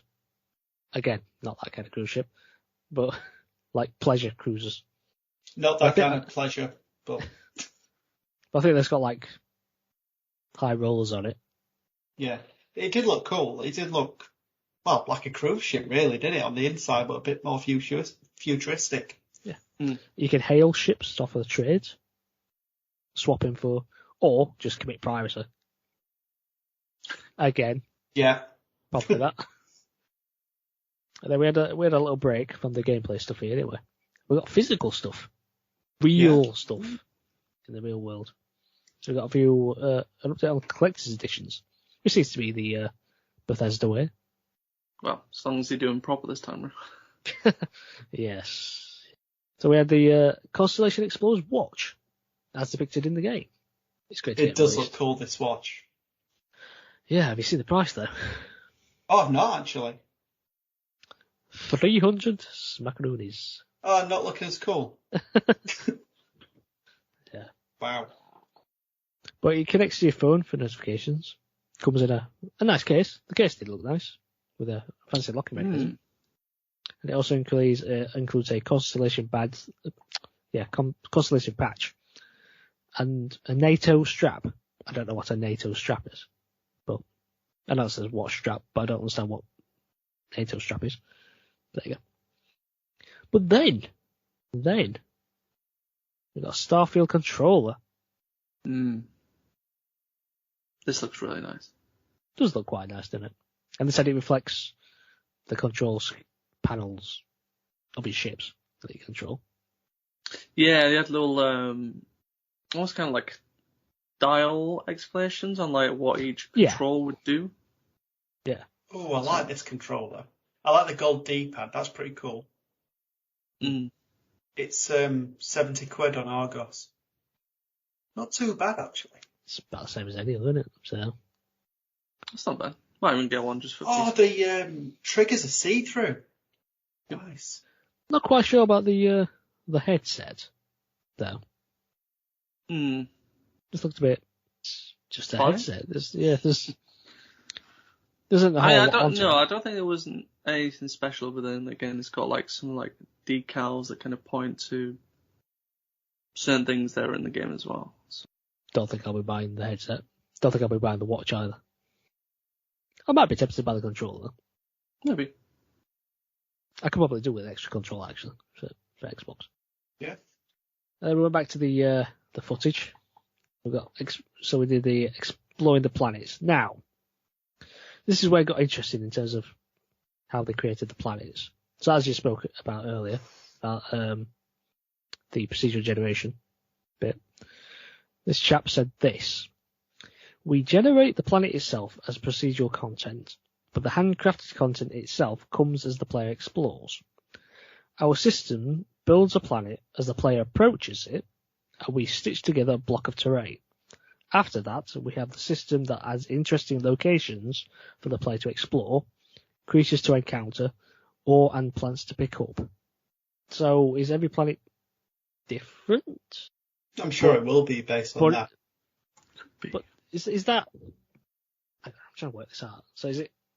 A planet could be different when you approach it, but the stuff that's on it will be the same that appears in other things. So, for instance, you come to a random planet. Two people come to separate planets, but it will build like, I don't know, like the abandoned mine we spoke about earlier. but that'll appear on separate planets. But what happens there will be the same thing. Is that how this is? Is that what they're saying here? It's like you'll find the same missions, but they'll be on different planets. If that's like the core concept. The way I heard it is that me and you could be on the same planet, but we experience it in slightly different ways because of the way that the planets are generated. But we'd still get the same kind of hit points, like so it is the same speaking. So it is the same planet. Yeah. But just generated differently. Yeah. That's the way I But we'll have the same missions on it. Maybe. Okay. I'm going to assume that there'll be a select number of planets that has to be the same. They'll be like the proper planets. I mean, obviously, like if you're going to have cities like New Atlantis on them, they're going to have to be proper. Oh, they'll have to be like as is pretty much. Okay. I think it's interesting that we could both play the same game but have different experiences. Yeah. It's an intriguing concept. But then they talk about native wildlife. So they didn't want to create monsters, but like things you could probably imagine exist on these planets. And they talk about base camps and outposts. I quite like the look of this. Because when they did the update for No Man's Sky, and they introduced the whole base building thing, that was the bit I was most interested in. Yeah. I quite like that stuff. My only worry here is that I'm going to have to collect a load of silly resources to build anything of any use. Oh, of course. But we'll see. So you can build habitat modules, assign crew and companions, and you can set up resource extractors, which is good.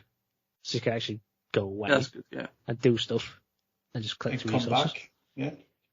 But I liked that they introduced a fly cam, so you can have like an isometric view to construct your base.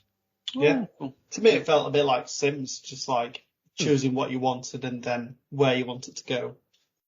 Yeah. And just snap them together. But then it also said that you go back on first person and you can like fine tune. So like putting your furniture inside of that kind of thing. Yeah. I can see myself spending hours doing that sort of stuff. It's getting the perfect base. Yeah. I was doing that on Fallout 4 and 76. And then you get crafting and research stations. So you utilise your found resources. And a lot of modern weapons. You can mod your weapons quite a bit. Get a silencer. That's what I want. Then we saw some boost pack combat. So the different gravity for each planet. So obviously that'll affect your gravity boost quite a bit. Yeah. So you might be having to like proper airtime. Or it might be you try and walk and you just get slapped down to the ground.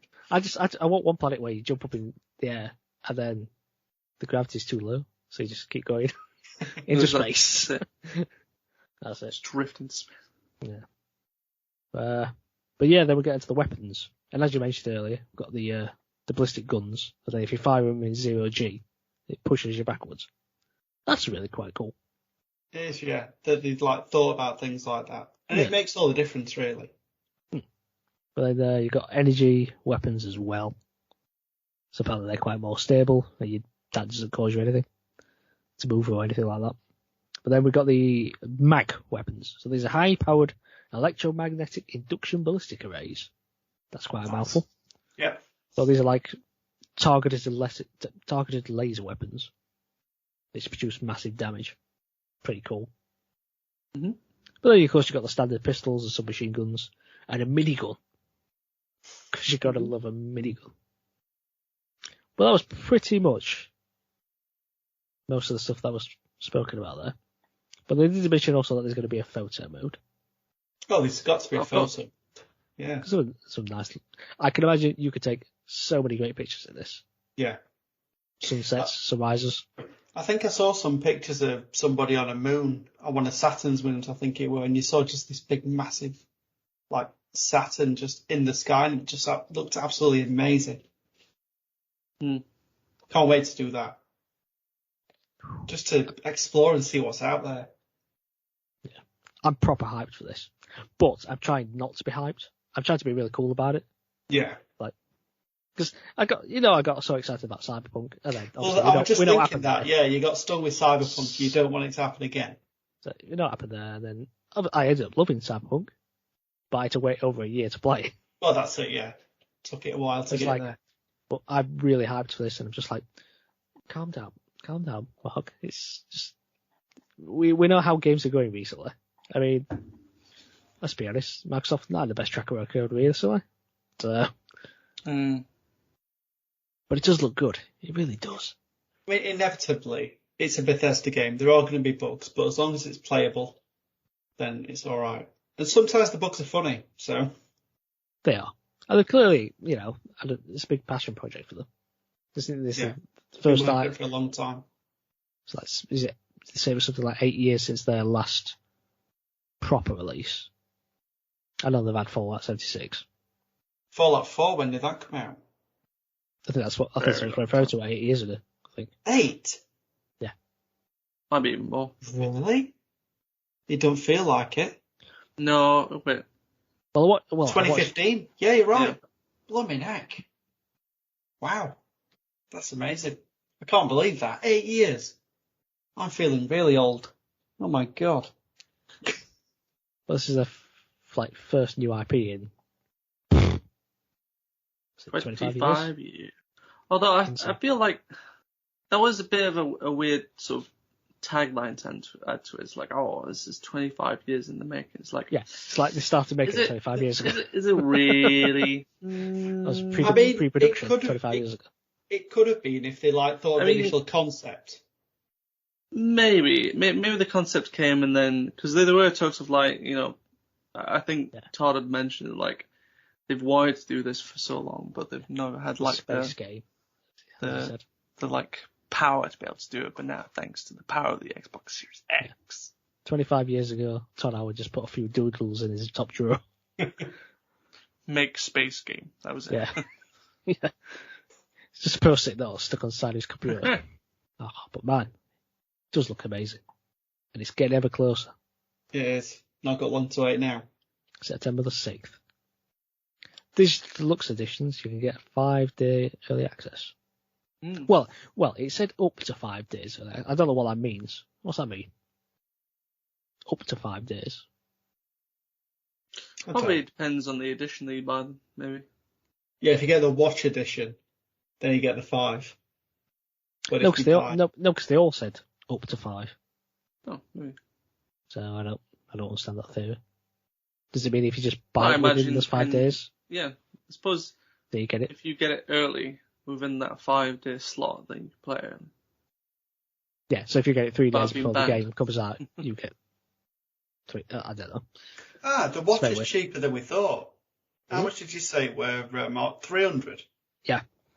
250 quid a game. Tempting you in now, isn't it? No. Still too rich for my liking. It's a watch. I'm not going to wear it, let's be honest. I'm not going to wear it out and about, am I? Oh, I would. Do you know what I'm about to say? I can imagine If you walking wore around it, with your whip you'd look boy. a bit of a nerd, but we're nerds anyway, so it don't really matter. Yeah, that's it. Constellation Watch at one and Pip-Boy at another. I mean, to Do be you honest, it's a lot. Amazing. It's And that a lot. power helmet on as well.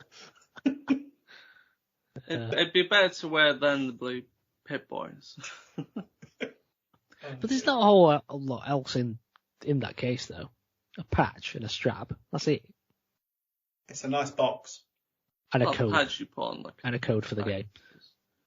Yeah, it shows this box, but it's just got a code inside it. I don't like that. Just give me a disc. Even if you have to charge me an extra $5. Yeah, it says up to 5 days early access, yeah. But with one of the digital deluxe editions, you also get the first expansion. I can't remember what it's called now. But yeah. But there you go. That is the Starfield Direct. You're going to get an Xbox, Matt. Well, If you win one of them try to Porsche win one. ones. Yeah. To be honest, they've gone down in price fairly rapidly. You can pick them up for about 300 quid now. Series X. I mean, there's one game that would tempt me to get one. It does seem to be like it's going to be Starfield. So, we'll have to see. We'll have to see what the future holds. One final thing I want. Really love the music. Yeah, that's a good point, yeah. A sense of awe and wonder. Look forward to hearing more of that. I was listening to the full suite earlier. Oh. It's like 10 minutes long. Really good. I do want to address a little bit of an elephant in the room for the game, though, that's come out of it. Some interesting frames per second that's come out of the news for it. That, I mean, on consoles at least, it can only hit 30 frames per second. I think you've basically got to take into account the ambition of it. The scale of it is pretty much unprecedented. I would take the ambition. Like, I wouldn't care. I'd be like, if it has to be 30 frames per second, I'm fine. I'm playing Tears of the Kingdom. It's locked at 30 frames per second. I'm having, like, the most fun I've had on my Switch for years. So, but, you know, there was, you know, certain arguments made on previous podcasts about certain frames that needs to be hit now as a minimum. Well, it should be. It should be 60, but, you know. Well, yeah, we don't live in a perfect world, do we? And as Xbox fans, we're thirsty boys, and we need to get that game. It's like, just give us a good game for once, Microsoft, please. Yeah. Whoa, what's wrong with the Forza Horizon series? Oh, that's fantastic, but it doesn't warrant the 450 quid that we paid to get the Xboxes. Oh, what's wrong with Halo Infinite? Really just ask that question? Hey, you're the Xbox fanboys around here. I've not played Xbox. I've not played Xbox. I've not played Halo Infinite. What do you want to admit there, Mark? Apart from that, got a bit of dust on there. Demo thing. I mean, from my point of view, I think as has been mentioned here, is a bit of a creative decision that they've made to make it 30 frames per second. I mean, if it was going to cock everything else up, I guess it's a decision that had to be made. Yeah, I'd rather drop a few frame rates than spend time making it solid. I think Digital Foundry made an article about this and saying that, like, we could see sort of in the future these types of games where they've got a lot of big ambition, there's a lot to it, and it's just capped at 30 frames per second because that's just, they want to keep how they see the game, how they want the game to look, basically, to be their vision for it. And if it has to sacrifice, 30 extra frames but ideally, it's not there. It probably wouldn't be their vision. They'd probably want it, so I just release the cap. I think that's what we should have. I think we should be able to choose. There should be a slider that just says how many frames do you want. It might blow up your game, but you pick and choose. Yeah, that's a good point. It's like HDR, and then I think it's fidelity mode or whatever it is, so you can choose kind of how the game runs. Yeah. But it's your choice. It's like 30 frames, not your bag. How about 40? Might run, might not run. I've heard about that as well. A lot of people requested about, well, what about 40 frames per second? And apparently, that would only work on if you've got like a 120 hertz monitor or TV, which a lot at the moment don't have. So apparently 40 would actually be a lot more unstable than just keeping it at 30.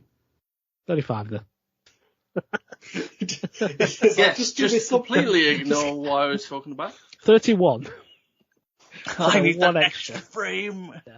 I mean, my argument is I don't mind what the vision of the game, and it plays well. I'm happy with that. Like I said, I'm just happy playing Tears of the Kingdom at the moment. So I think it's because you become so accustomed to it now when you see some of these new generation games, and they look buttery smooth, and then we seem to be going back every now and again, and it's a bit jarring. But I can understand from a technical standpoint why it happens. Yeah. But I don't like it. I just want. Well, unfortunately, the PS5 and Series X are currently already outdated by current PC standards. So that's why we're getting 60 frames per second on PC for Starfield. Our consoles are just, they have aged, unfortunately. So. Shouldn't have made this game. Should have made it for the next console generation. Yeah, the Xbox Series. Oh, yeah. Hold off for at least another 10 years, Todd, please. But anyway, any final thoughts? For Xbox, can't wait to play the next Flight Simulator. I think that's going to be That's going to be cool. Amazing to just do all these different jobs. And for me, fail miserably at rescuing people, probably. But honestly, this showcase has restored my faith a little bit in what Xbox is trying to do. Because I know there are a lot of doom and gloom after Redfall. I know me and Mark had a lot of words to say about it, and we were saying, right, should Phil Spencer step down? But I think in what we've got this year, which is not a vast amount, but if Forza comes out and it's good, Starfield obviously comes out, then that's this year pretty much blocked off.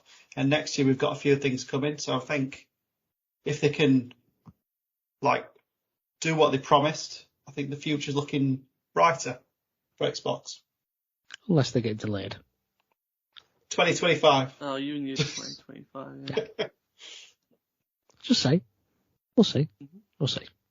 Yeah, I think I'd probably agree with Nathan on that one. In terms of my game of the showcase, obviously it's going to be Starfield because it looks incredible.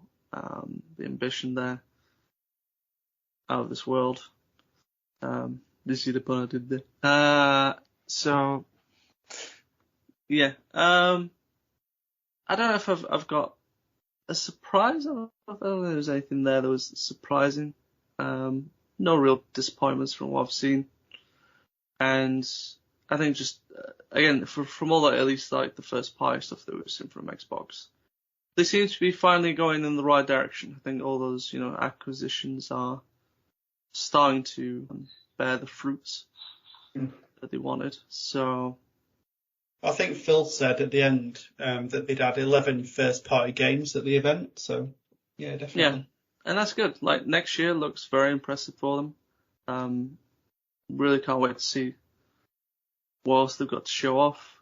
And yeah, I think the future's looking a little bright for Mr. Phil. We'll see when they get released. In 2025. Then I'll comment. Because they might not come very well. Mr. Cynical here. You don't like negativity, do you? We've seen what's happened. We can't Everyone loves an optimistic, though. Realist, mate. Realist. Anyway, so if you enjoyed listening to us, please consider tuning in next time. We release bi-weekly on Tuesdays. You can visit our website at jokingdolphin.com.